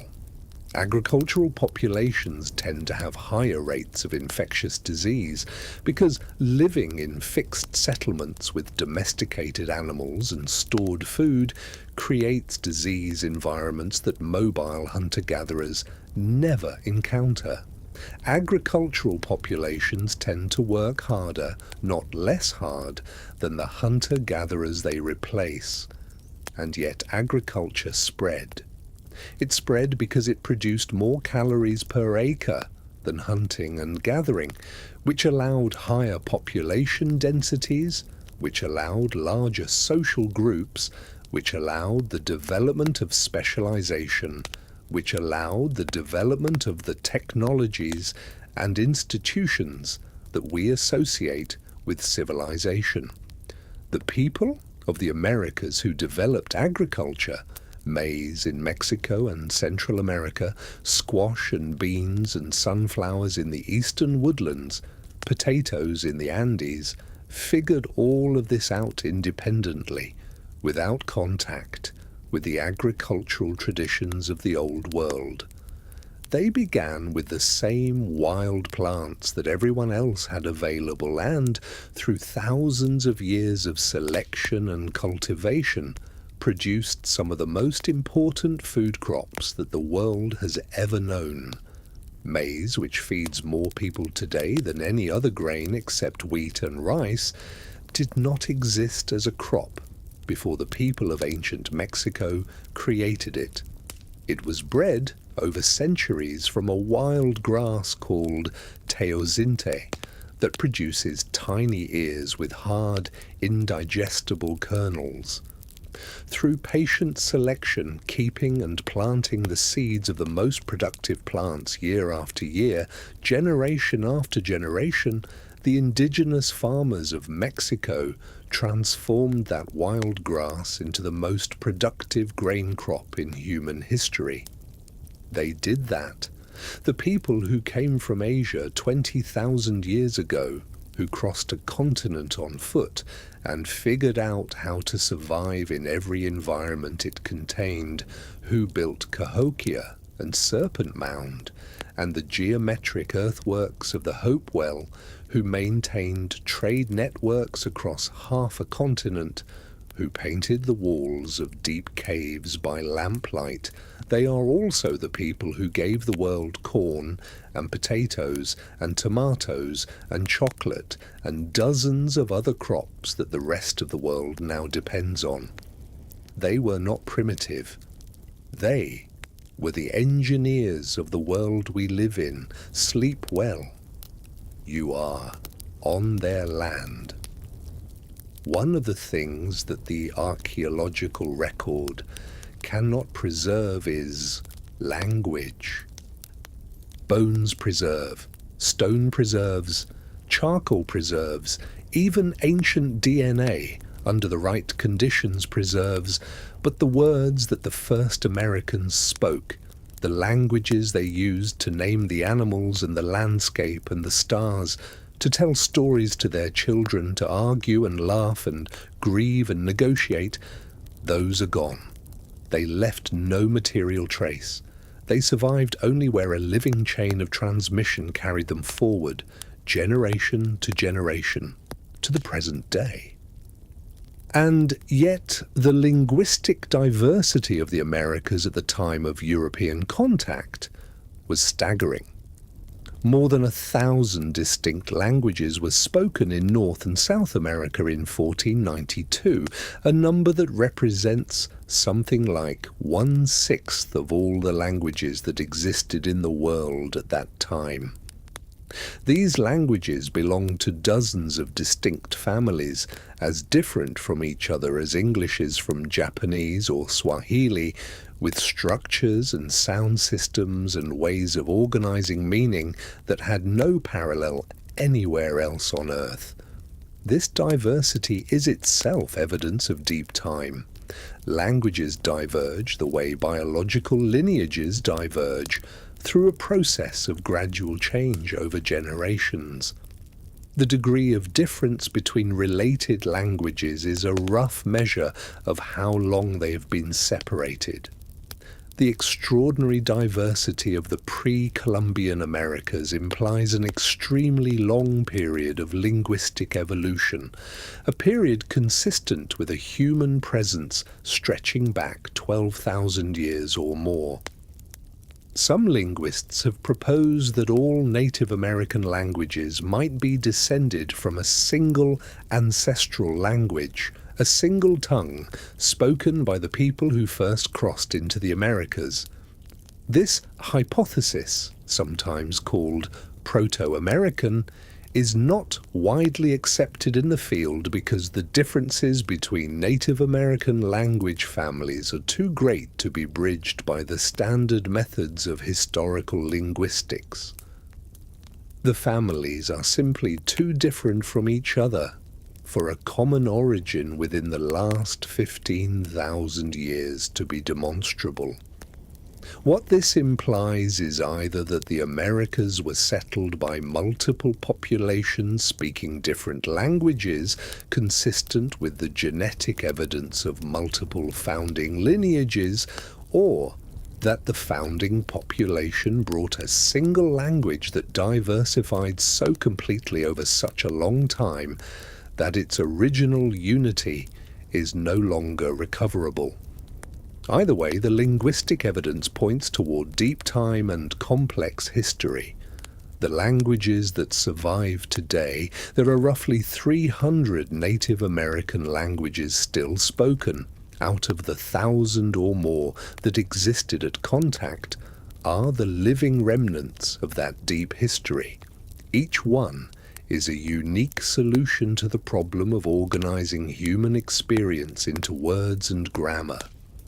Each one encodes a particular way of understanding the world, particular distinctions that are grammatically obligatory in that language and invisible in others, particular metaphors built into the basic vocabulary, particular ways of situating the speaker in relation to the landscape and to other people.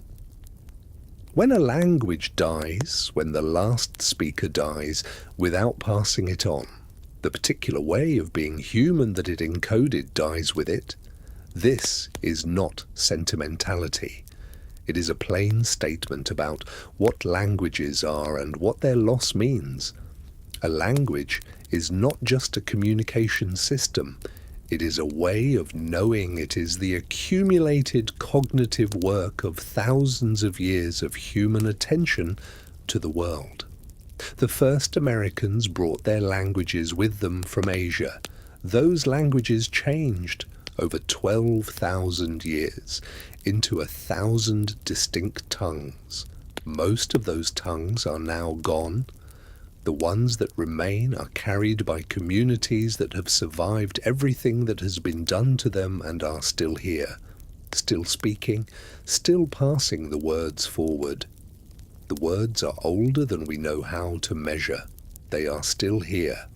Fire is so fundamental to human life that it is easy to overlook as a technology. We do not think of fire as a technology the way we think of tools or weapons or shelter, because fire is so ancient. The evidence for its controlled use by human ancestors goes back hundreds of thousands of years, that it seems like simply a feature of human existence, rather than something invented or learned. But for the first Americans, fire was the technology that made everything else possible.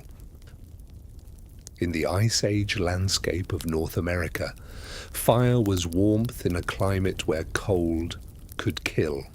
It was the cooking that made food safe and digestible and calorie-dense. It was the light that extended the productive day beyond sunset. It was the smoke that kept insects at bay in the summer and that processed hides into leather. It was the signal that communicated across distances too great for voice.